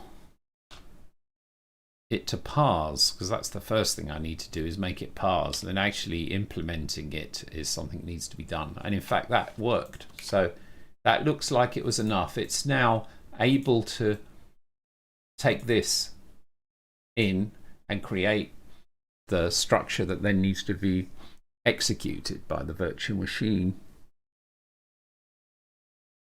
And then these are times equal. Well, if there's no plus equal, there's probably also no times equal, so I'm going to have to implement that as well. And basically I'm implementing stuff as I go along, because it makes absolutely no sense to try and implement everything first and then attempt to run it and debug it. It just that's impossible. So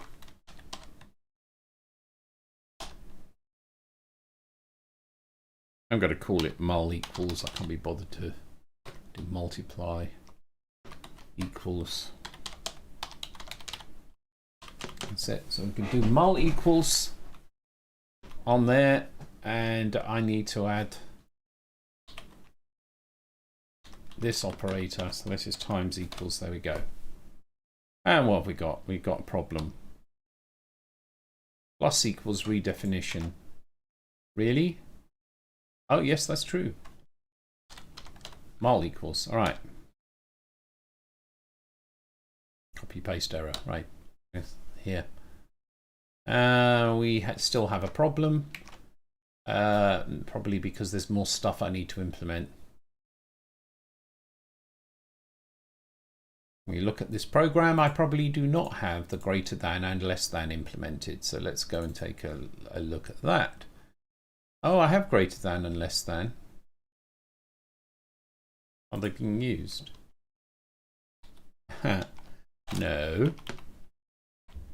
Less than is, but greater than wasn't actually implemented yet. So it's at the same level of precedence. I'll put it in there, and then we put the op gt greater than. Okay. We're going to run this again. And items left on stack. So this means that something hasn't gone right when processing, and it's probably because the greater than hasn't been implemented in code. The one that I just added, which is the greater than. In fact, you can see cube x. Yeah. So now at this point we go into the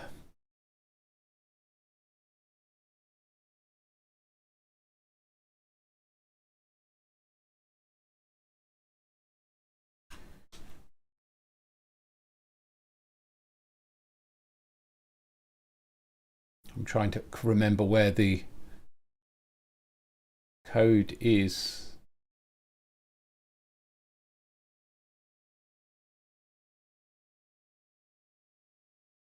This is generated. I don't want to use the generated file, visitor file, socket system.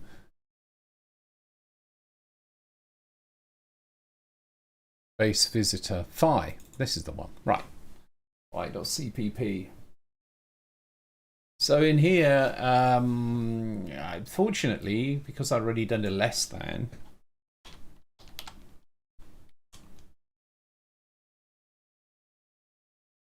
we can sort of follow where there's a less than. I can implement a greater than, so this should be quite easy to add.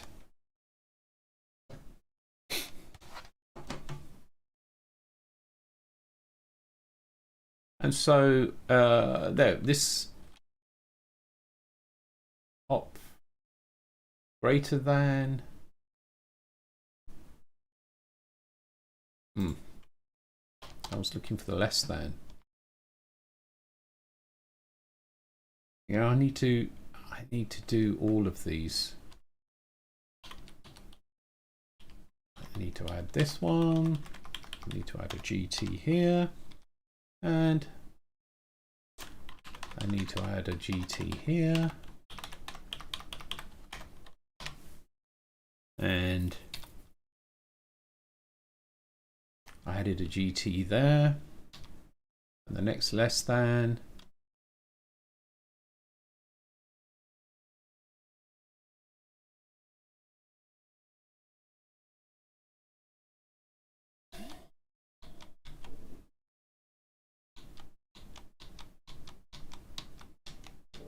Oh, there we go. This operator less than, and it's a big chunk of stuff here. This is all, and I rarely ever use this outlining collapse stuff. I try to, I just never, I'm using it now because as you can see, it really needs it. So this is where it is actually really useful, because the problem is that it's no easy way. You can look at this and say, my God, what a mess of code is in here, nested switch statements, and you know, the problem is there's no easy way around it. There really is no easy way around it at all. You could, best you can do is try to data drive everything, and then you'll end up with something that is like slow. So yeah, you're seeing me using this which is unusual. It's a different kind of programming to the normal kind of programming that you do in game development. And so here we do greater than, and I need to basically copy the whole flipping thing. And it's complicated because of the fact that I need to be able to combine different types around the operator. And I'm implementing it in the kind of brute force method because I really don't have a sense of how to make a better architecture than this, or if it would be worthwhile. In the end, you have to specify what it means to compare an integer with a float. You have to specify what it means to compare an integer with a string or a float with a string. I mean, even if it's just generate an error, all of these combinations have to be handled, and it just, yeah. So I'm now going to just go through and look at all of this, and these are all the same. It's just it's the reverse. So the only bit that changes here is this.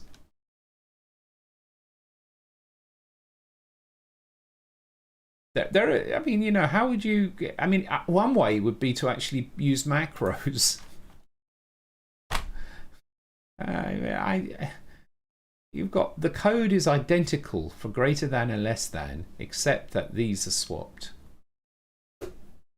Because it's data manipulation that's going around, you can't just sort of,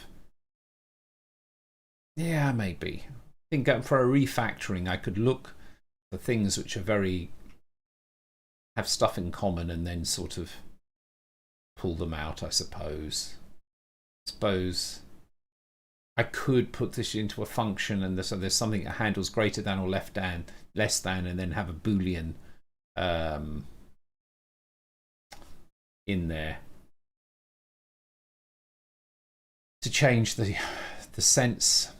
But right now, I'm not doing any of that. Right now, I'm just going to go through and do this because right now it's the thing that makes sense. Minimum amount of change to the code in order to achieve what I want to achieve.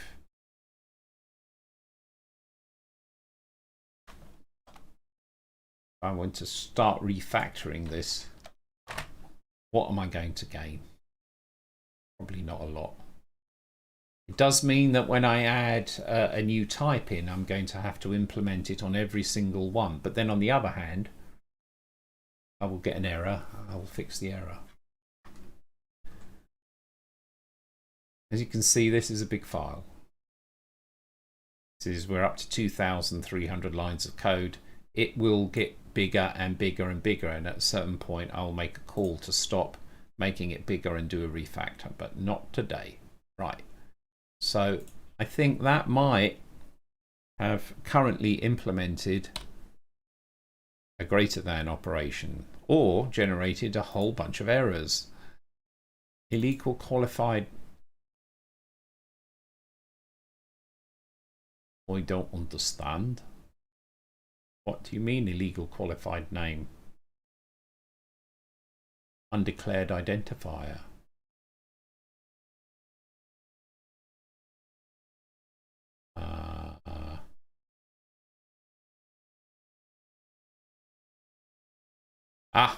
Because I moved some stuff out, didn't I? It doesn't exist in the operators, so here we also need to do a GT.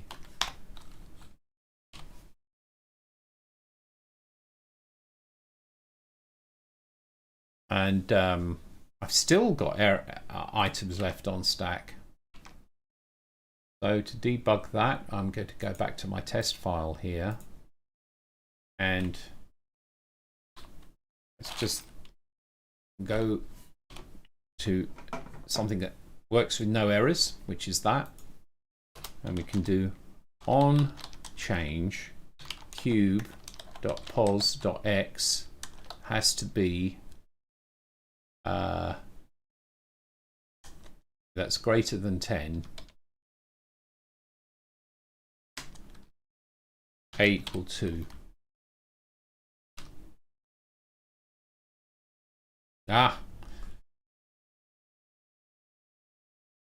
that's greater than, right? What happens if I say less than? Because less than was already implemented.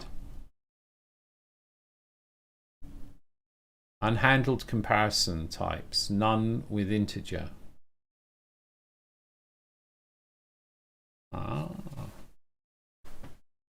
Because pos was not defined. We've got a difference in behavior though between less than or greater than. If I put this way, it doesn't work. So maybe I didn't finish going through. Yeah, I didn't finish going through the different bits of phi.cpp.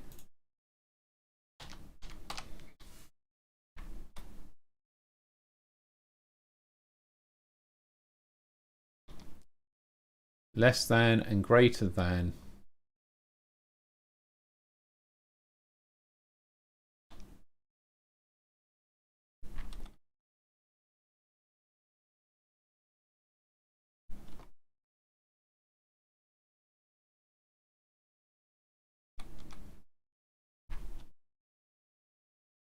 Yeah.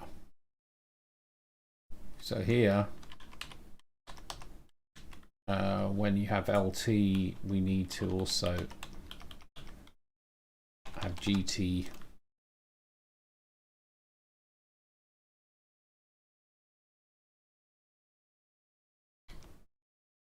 I think that was it. Hopefully we're going to get same behavior between the two. Items left on stack. Go and look at our test file. And there it is. It's the same behavior now, whether it's less than or greater than. No, it isn't. What am I talking about? There's still an item left on stack. We shouldn't have any items left on stack.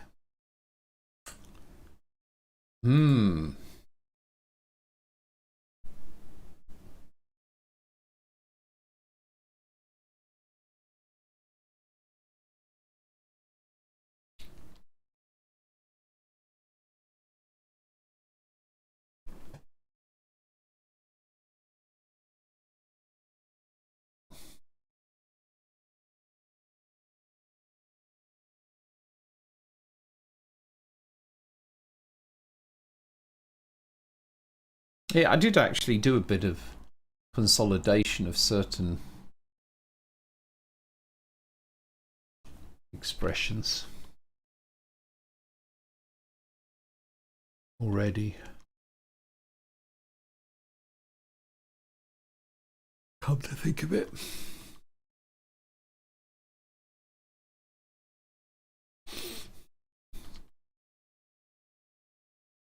Here we have less than. No, did the greater than. Let me just examine this a little more carefully.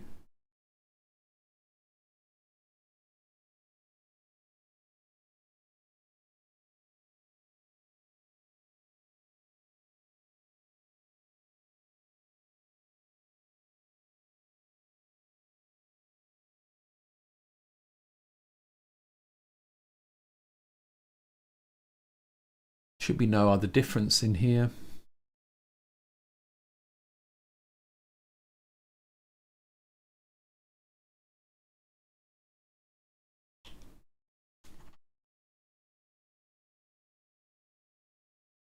Right. Problem is that there's a section. It's probably also called. Yeah.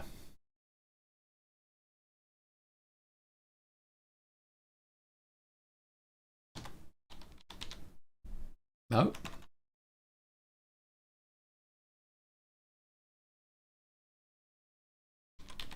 No. What did I call it in the?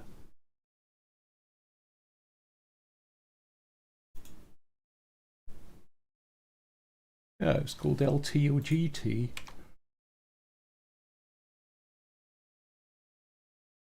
Oh, yeah, that might be the problem. I've just added it. I need to implement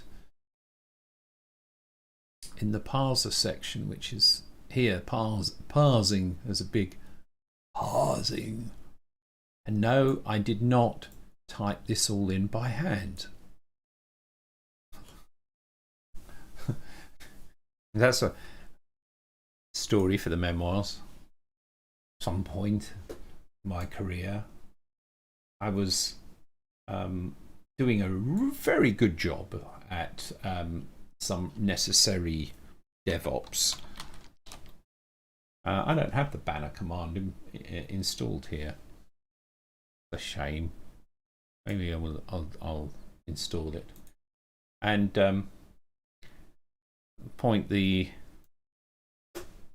some person who was at a senior position in the studio saw that my scripts were generating this text like this in big letters, and the purpose for this was so that I would be able to see a monitor screen with the result of a build.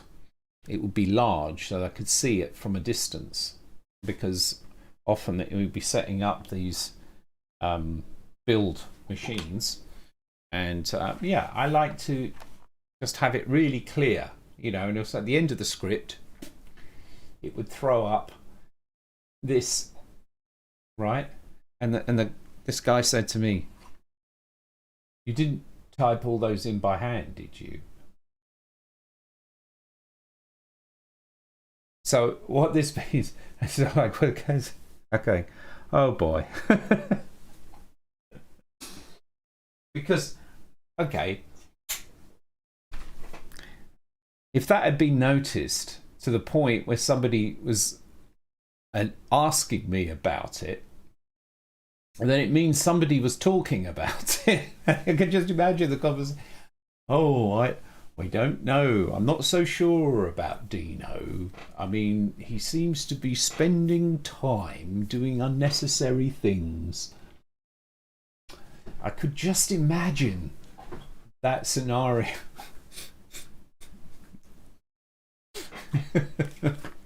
No, there's a command to make those. It's called banner, and I usually have it installed, but I'm going to just go and install it because I don't have it. Banner, Sigwin, Sig Utils Extra.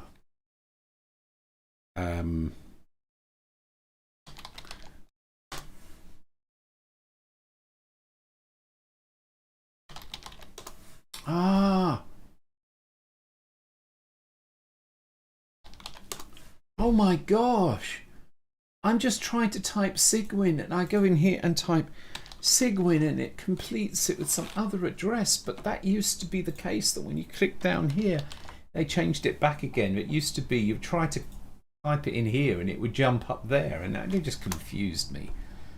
There. Rant. Hi there, KO2. How you doing? Oh, I didn't notice it was you when you said Figlet. Yes. Message of the day on every server. Yes, it's really useful. It's a stupidly useful thing. Later on, there was some other person who worked in the studio as well, and they saw this thing working, and they were impressed by it, and they showed it to another colleague. It was this other person was a bit of a grumpy guy, and you know, so they were showing it, you know, and this other guy just sort of looked at it, sneered, went, ugh, like.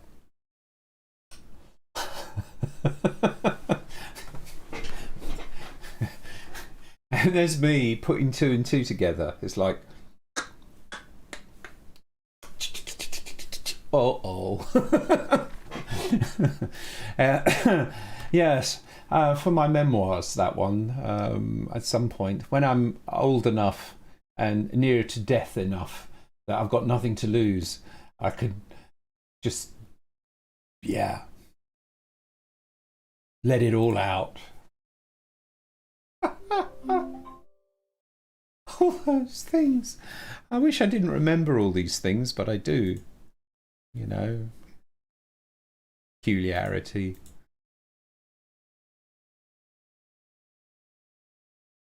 Like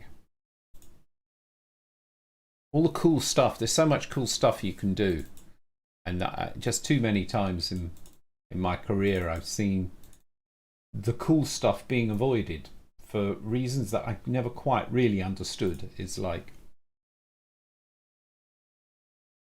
but there's this thing, you can use it and it can solve your problem. There was another one. There's another story. At another place, I was talking about using flex for doing parsing, which is right, and it's a tool. There's an old tool that's been around since the 70s, and you can use it to create a lexical analyzer, which is useful when you're doing tools. Say you want to create an ini file system. This is for an ini file. It's a perfect thing to use. You just need to sort of just use it, and you can, by doing it, it generates source code automatically for this lexical analyzer, right? And perfect thing to use. This was a couple of decades ago. And they're just having the conversation with the person who was making the calls, and I was saying, but we can use this thing. And so, are you saying we shouldn't use this? And it was like, no. I was going, all right. I'm not racist as I join a Lucas. What?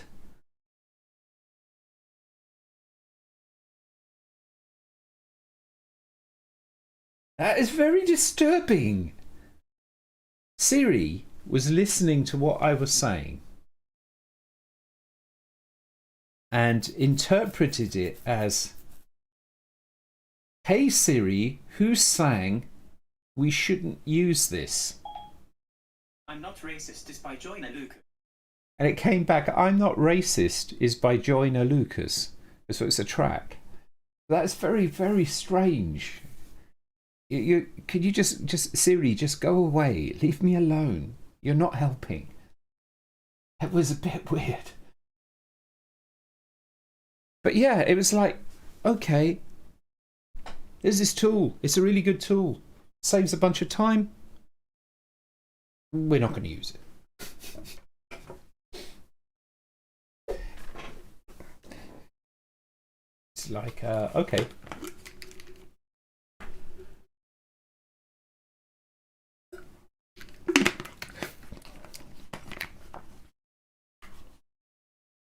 But I mean, why? I suppose I can understand it. It takes time to check, you know. And this is, I actually gave the students an exercise. There was a project that they had to do for my property tree system. They created their own version of my property tree system, and this required parsing, basic parsing of a text file, and I insisted that they used Flex. And there was some very good reasons for this. I wanted them to use the C version of Flex. So this way they would learn about the fact that there are actually tools out there that if you spend a bit of time looking into it, you can save yourself a bunch of time instead of trying to reinvent the wheel all over again. Right? That was one thing. The other thing I wanted them to learn was that Flex outputted C code, not C++. So they would have to combine C and C++ together, and in doing so they would learn about how the different naming, the peculiar syntax that exists in C++ to enable C++ to communicate with C style functions, extern C.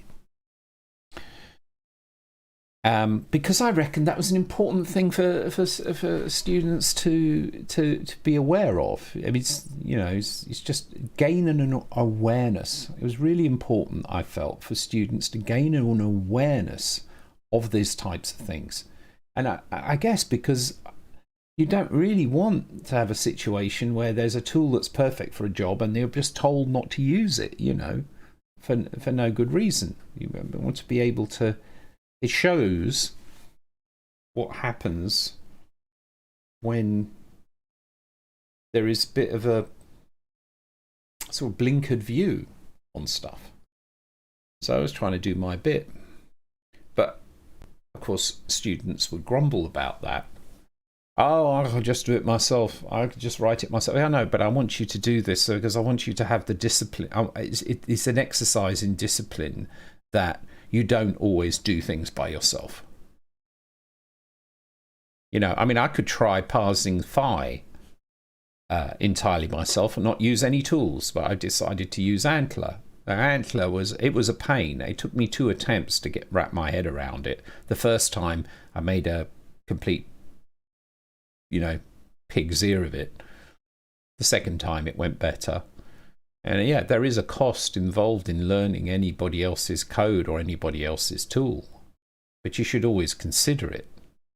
And now, it goes much better. I modify the language, the grammar specification, and as long as I get that right, I end up with a very easy, to use. I wouldn't architect it quite this way if I had been doing it. It's a bit object orientated for my taste, but it works. And there's a whole chunk of the work, the front end parsing of the language that is basically handled with tools. So there you go.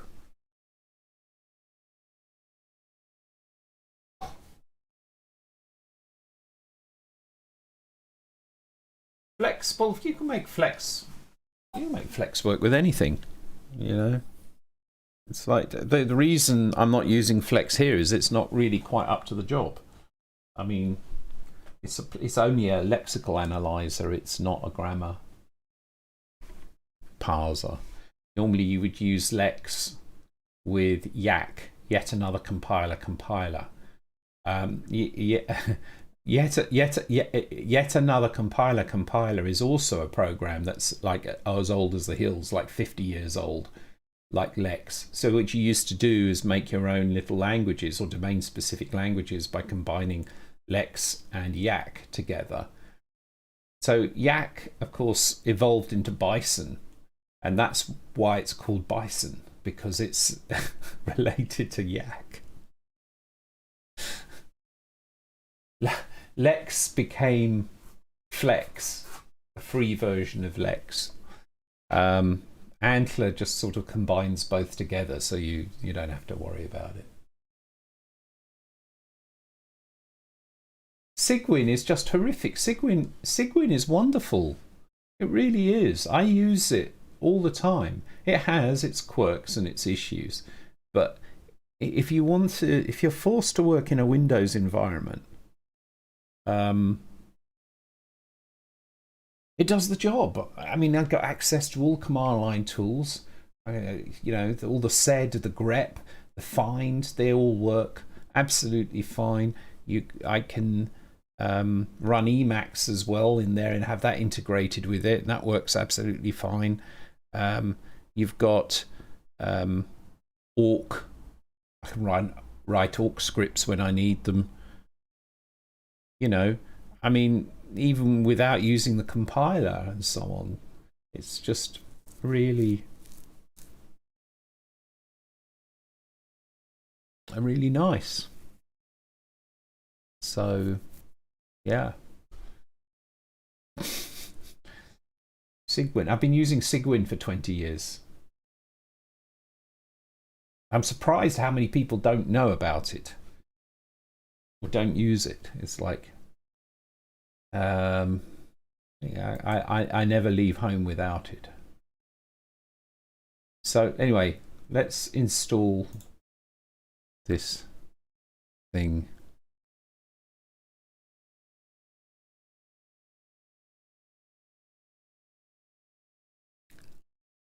Minty. Minimal TTY. Minty. I I love these names. It's because I have a Cygwin window.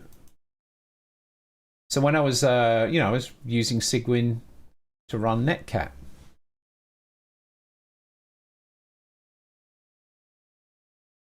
Eclipse didn't exist. Oh yeah, it did. Yeah, it would have existed 20 years ago. Flipping heck. Retry. Oh no. That was one thing I forgot to... It tried to do an upgrade. I didn't want to do an upgrade. I just wanted to include banner. But it'll be fine when I restart the computer. Right, so there we are.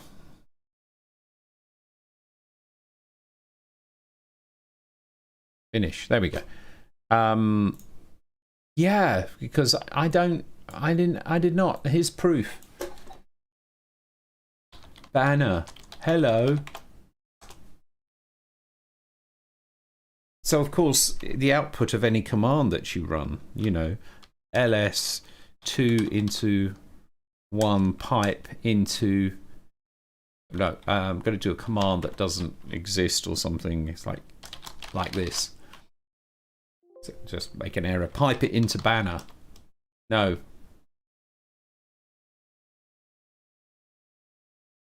I thought you could... Really?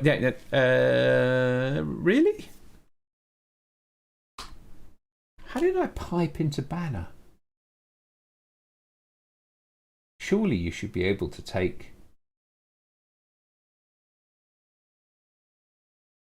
No, of course. That's one annoying thing about banner, is it only expands what you put in the command line. So then you have to take the error message. Error. And then you do banner.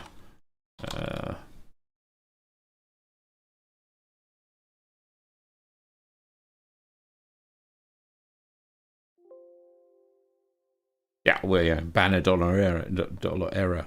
Or you can use I'm sorry, I was thinking about the backticks. Oh right, yeah, okay, here's an example. I want to put the date in. I could do $date. There we go. I mean, so there we can have a big clock. See, there's probably a column width.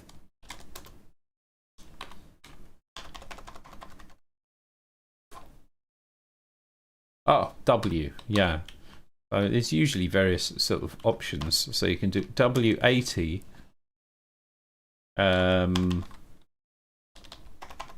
1000 then.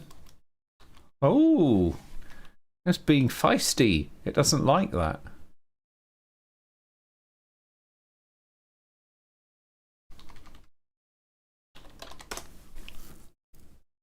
Set the display width to 80. System V's banner.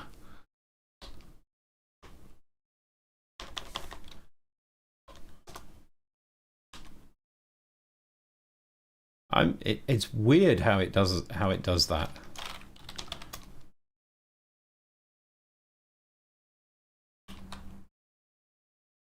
Oh, each word is put into... Oh, yeah. Flipping heck. There we go. I knew it could be done. Make the thing smaller. There.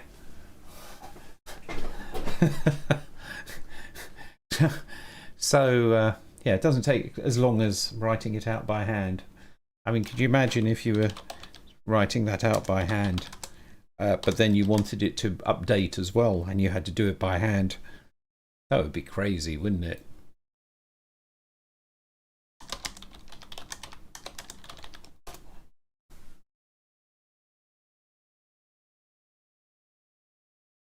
I find it cool. Where's my thing?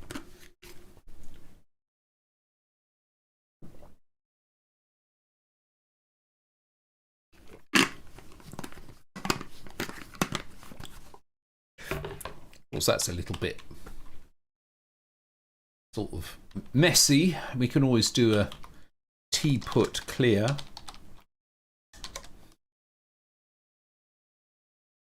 Reduce the size so it fits. There we go. And now it just updates like that. Anyway, back to where I was at, which was here, parsing. What I need to do is add something to do with here. I don't know why I didn't see that. But anyway, I need to add a greater than. This thing was missing.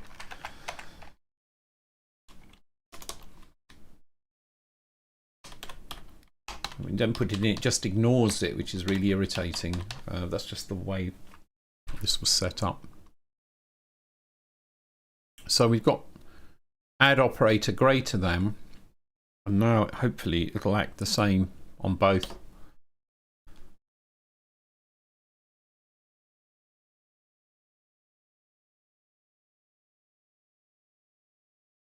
Oh.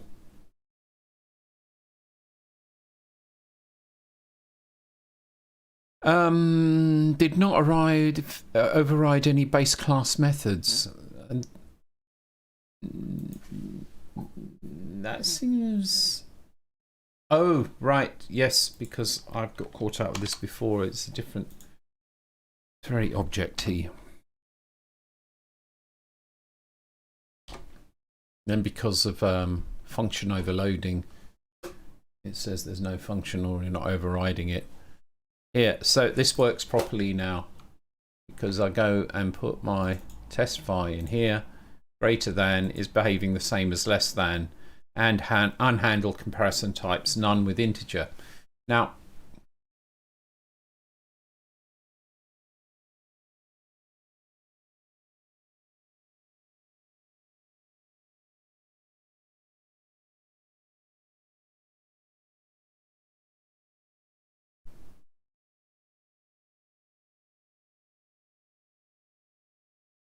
the problem is that it doesn't have a value assigned to it yet.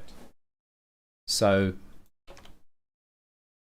in effect, the error is actually undefined value. And it is trying to actually execute it.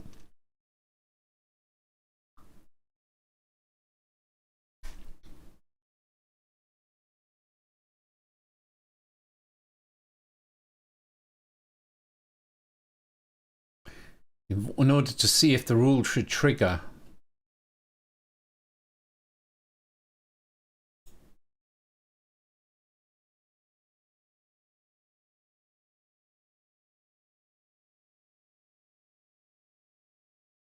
And this is, I put in here the idea in the language, the idea that you could say on the change of an expression.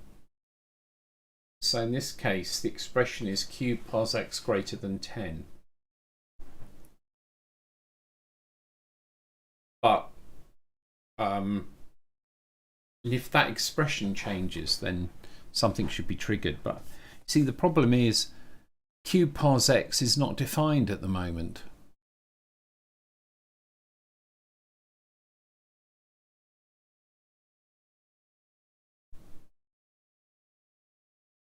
And I'm actually thinking that this is a sign that that's not a good plan, because you then need to be able to work with the concept of a non-existent variable becoming existent. And that is a change in the variable. But in order then to process that as a change in the expression would need to handle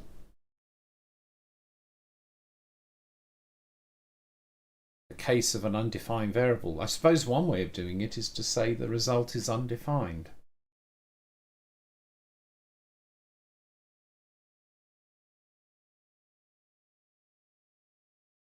I can revisit this. It's not too important though, because I know this other construct works, which is to say this. And again, it's really a convenience thing. It doesn't change the essence of the language.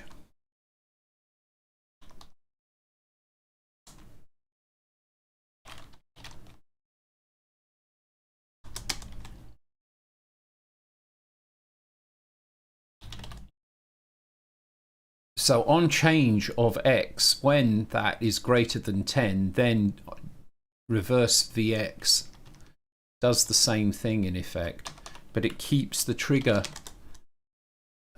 so that it's basically saying the trigger operates on the raw data rather than expressions on the raw data, and I suspect that that is overall a better solution. But I know that it works for sure, so I'm going to go and use that instead. It's a little bit more wordy. But it gets rid of the problem, right? Because now, if this is not defined, it handles if it's not defined. Then this is only executed when it's defined, because if it doesn't exist, then if it's changed from not existing, it must now exist, and so this can never go wrong. So I'm going to try that for now. And in fact, it worked. The only thing it did was print greater than, and the reason it printed greater than, this has actually got a line number on here, is because of that trace. So we've got to the point now where the program is able to, in theory, run.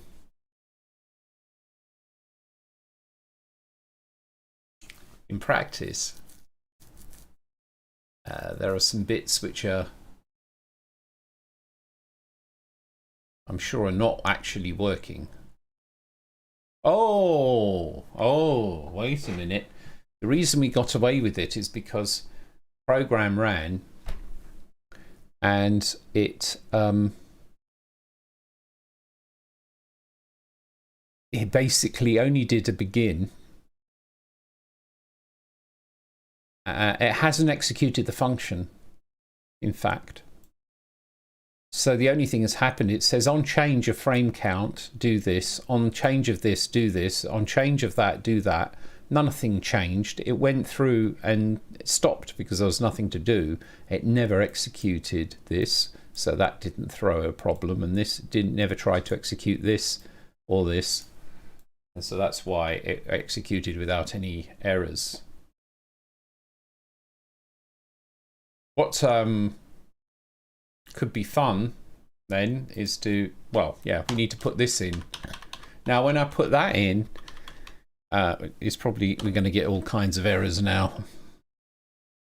Well, items left on stack, so in fact it executed fine up until this operation here, and then make graphics cube needs to actually process this item. And there's a bunch of other stuff I still need to implement, but it's sort of getting there. We're into the runtime problems now. If I look at make graphics cube,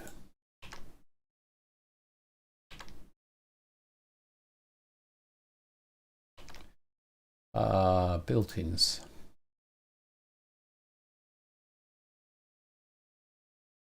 You can see this is handling different types for the built-in function. I probably want to consolidate that. But right now what I'm going to do is make I'm going to hardwire it so that my make graphics cube takes one argument, which is the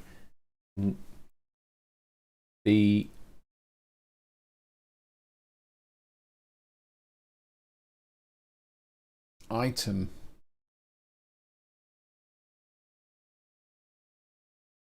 Yeah, this needs to be a dollar as well, actually. Yeah, because I need to give it the string, because that's the API, the name of this item. I think what I'm going to do is just comment that out as well for a minute. Got to implement that. Means I need to implement the dollar operator as well. Stringization thingy. Dollar item was left on the stack, because I think it's like a string literal.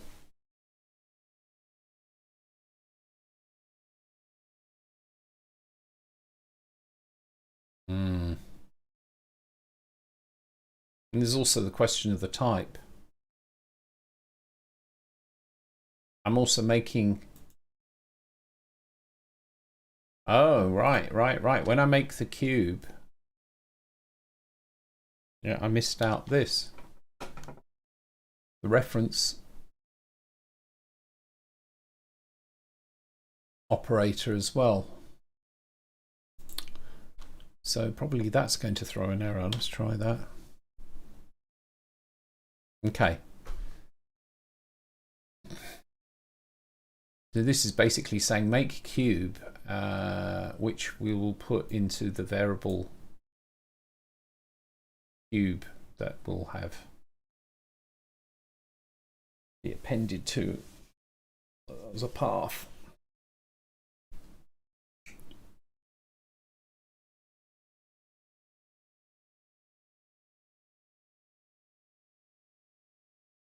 So input expect, right, it doesn't know how to handle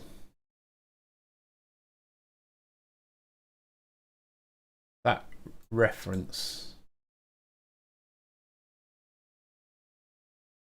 But at the moment I said we have a type called a reference. We can say an argument is a variable or a reference.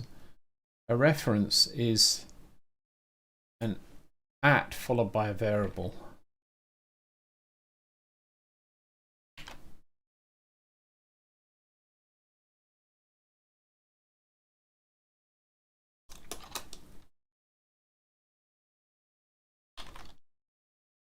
Just take out everything else, make sure that I'm not getting confused by something else in there. On begin, make cube.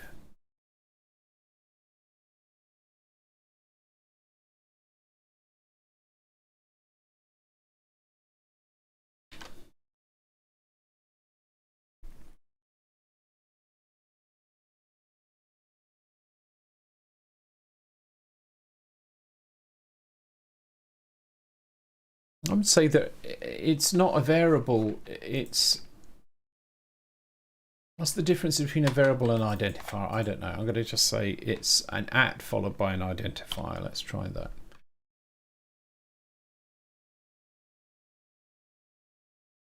Yeah, it doesn't like it. So debugging this grammar part, you know, the grammar definition is a pain. But it's less painful than building the grammar parser yourself. Type identifier. Identifier.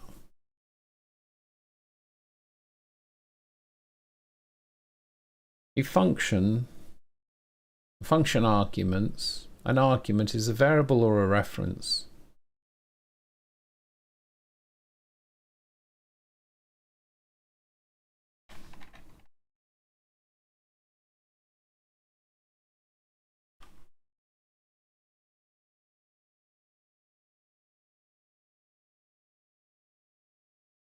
So in theory, an argument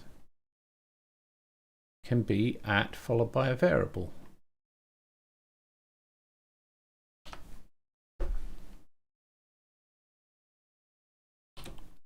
So why doesn't it like it?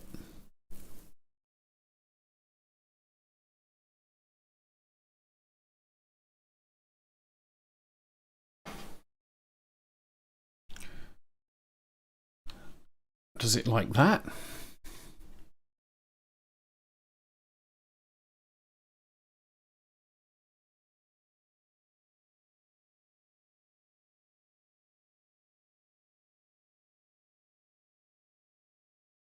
Interesting. Assigning argument 0 cube to item.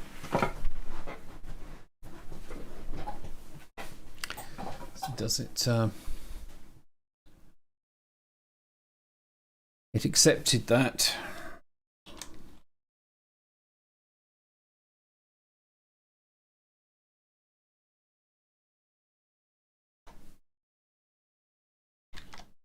Yeah. Wow, that's a bit weird.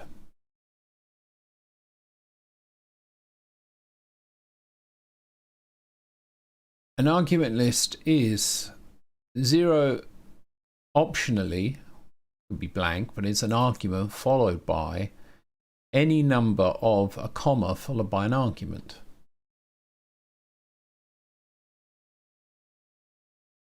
Where each argument is either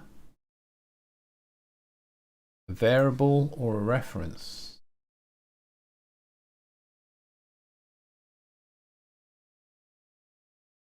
And a reference is defined as an at followed by a variable.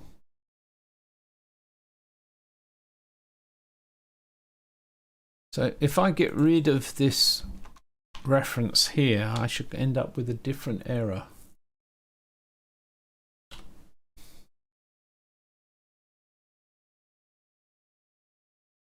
Didn't make any difference. What's arg list? Wait a minute, a function, it says arg, oh no, that's an arg list. It's an arg list. An arg list is an argument. An argument is a variable. I mean, I could just get cheeky for a minute and just do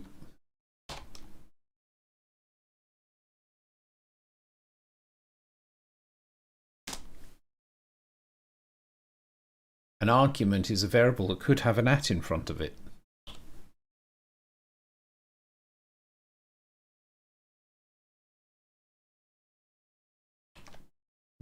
Does not like that.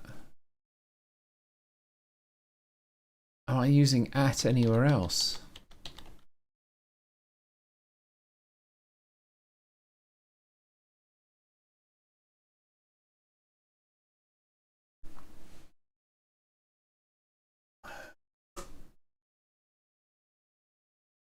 Made the cube. I wasn't expecting that. Well, all right. Yeah, it would make the cube. Fine, next. No, I mean, yeah, this is a bit weird. An argument.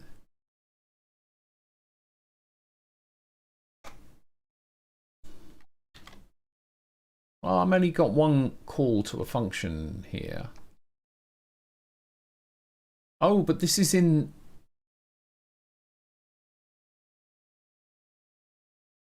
a function call. It might be that it's because I've got it in the wrong. Where does it do a function call? This is the function definition.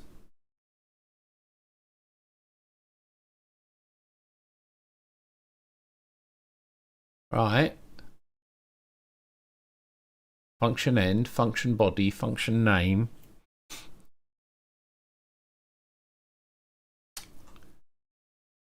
Function call is it's inside expression. Oh, you fool! It's this. It's all in here. I was putting it in the wrong place. So if it's in here, this is a function call. Function name, open parenthesis, and then a number of expressions separated by commas, and then close. Which means that an expression can be a value, which a value is a string, an integer, a float, or a variable. But I can actually say that an expression can also be an at followed by a variable.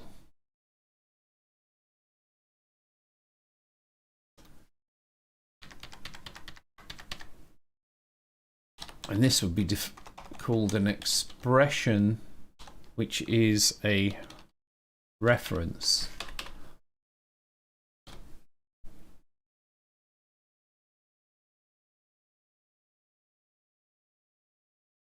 Yes. So that was able to do it. We've still got items left on the stack. That's from the make graphics cube, because I'm passing a parameter in.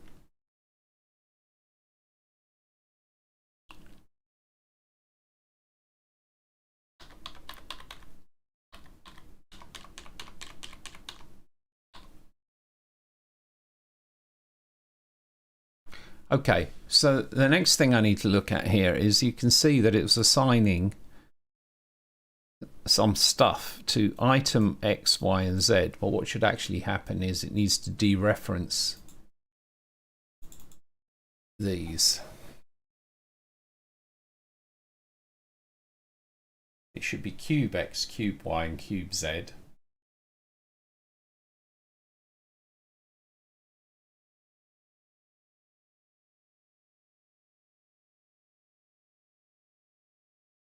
That's going to be a bit tricky. I have to think about how to do that. I think that's enough of that.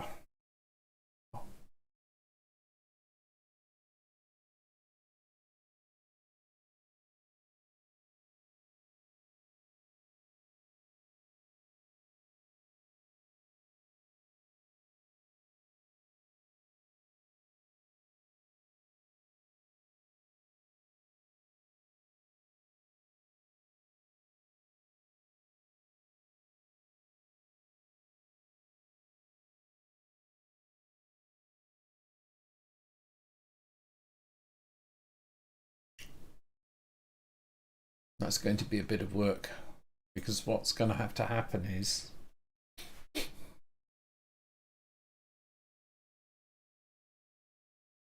like a macro, it's like text substitution.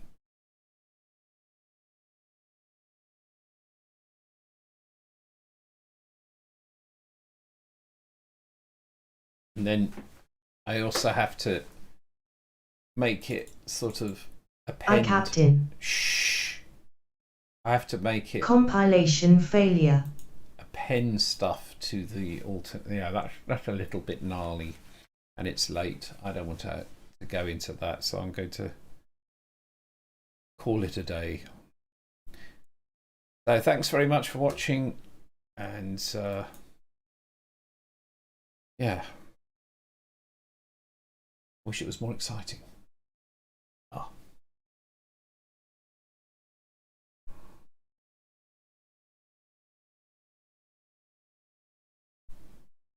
Thanks, Mike.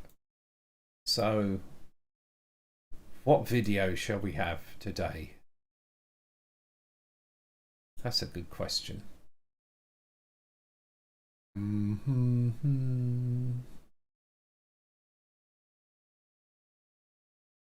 could go and have a look at videos in the archives. Why not? Manage videos. Videos that are private. What shall we go with? Well, because we had the harmonica, I was messing around with the harmonica. I think I'll do this video.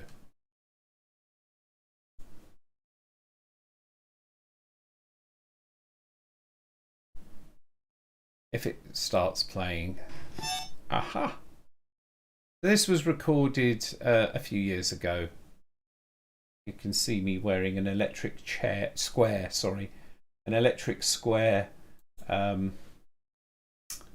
t-shirt.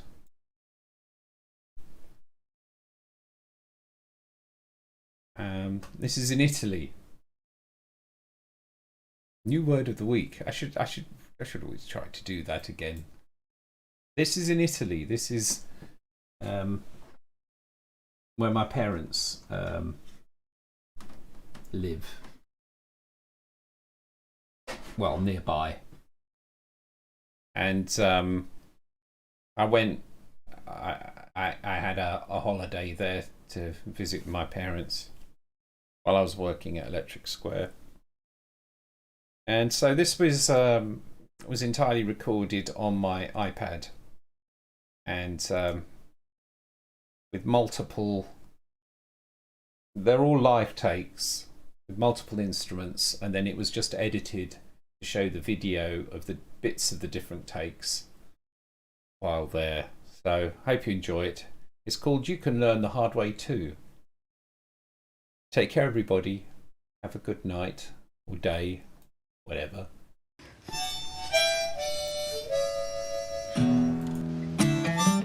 Feeling like a bit of blues.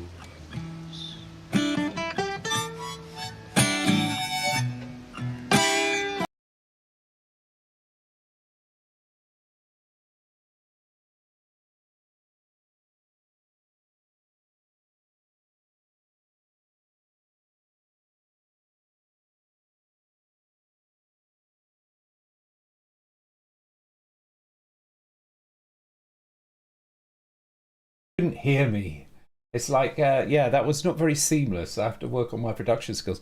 So let's try that again, shall we? Yeah, good night.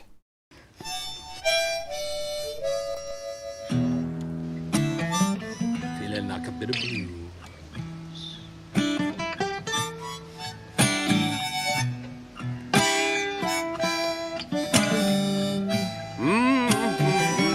Oh, please don't tell me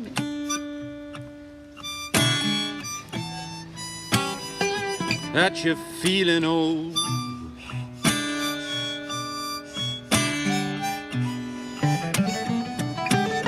Please don't tell me,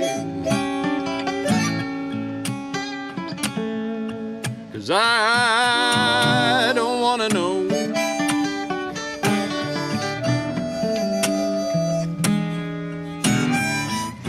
I'm getting much older, much more quickly than you know.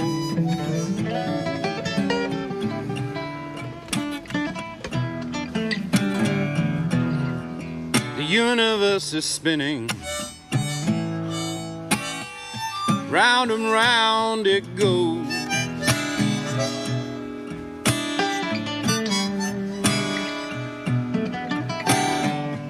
The universe is spinning. Why it does that thing, nobody knows.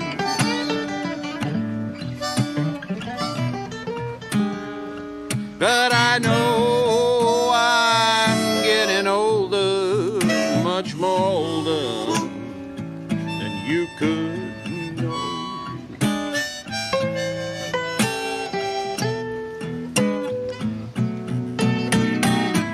Now I look at the people around me.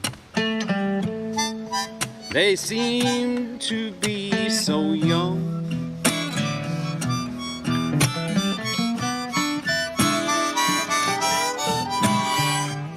The funny thing is, Hello, Dino. that even though ancient, I still feel in the fun.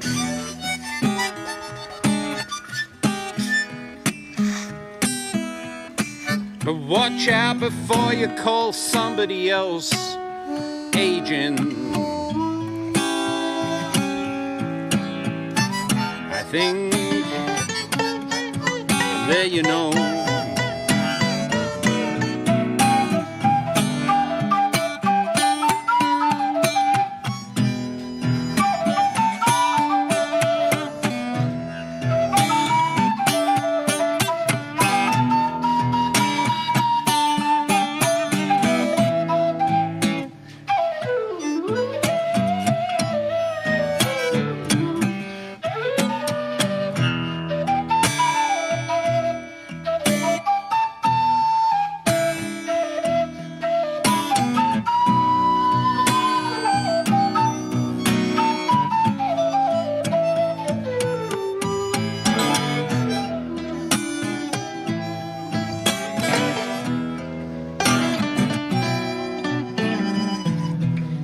when you get older,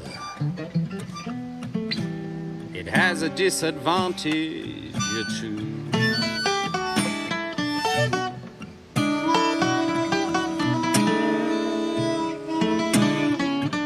The biggest one is that you can see everything coming.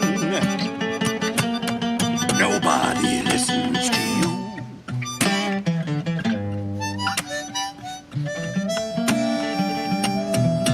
That's why we go around looking the way we do.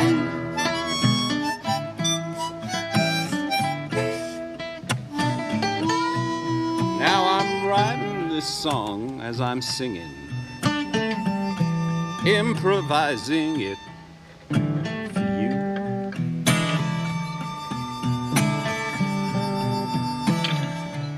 To all my young friends out there,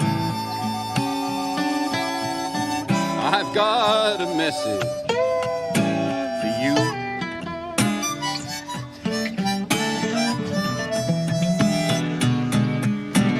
We all learn the hard way. If you want to learn the hard way, you can do it too.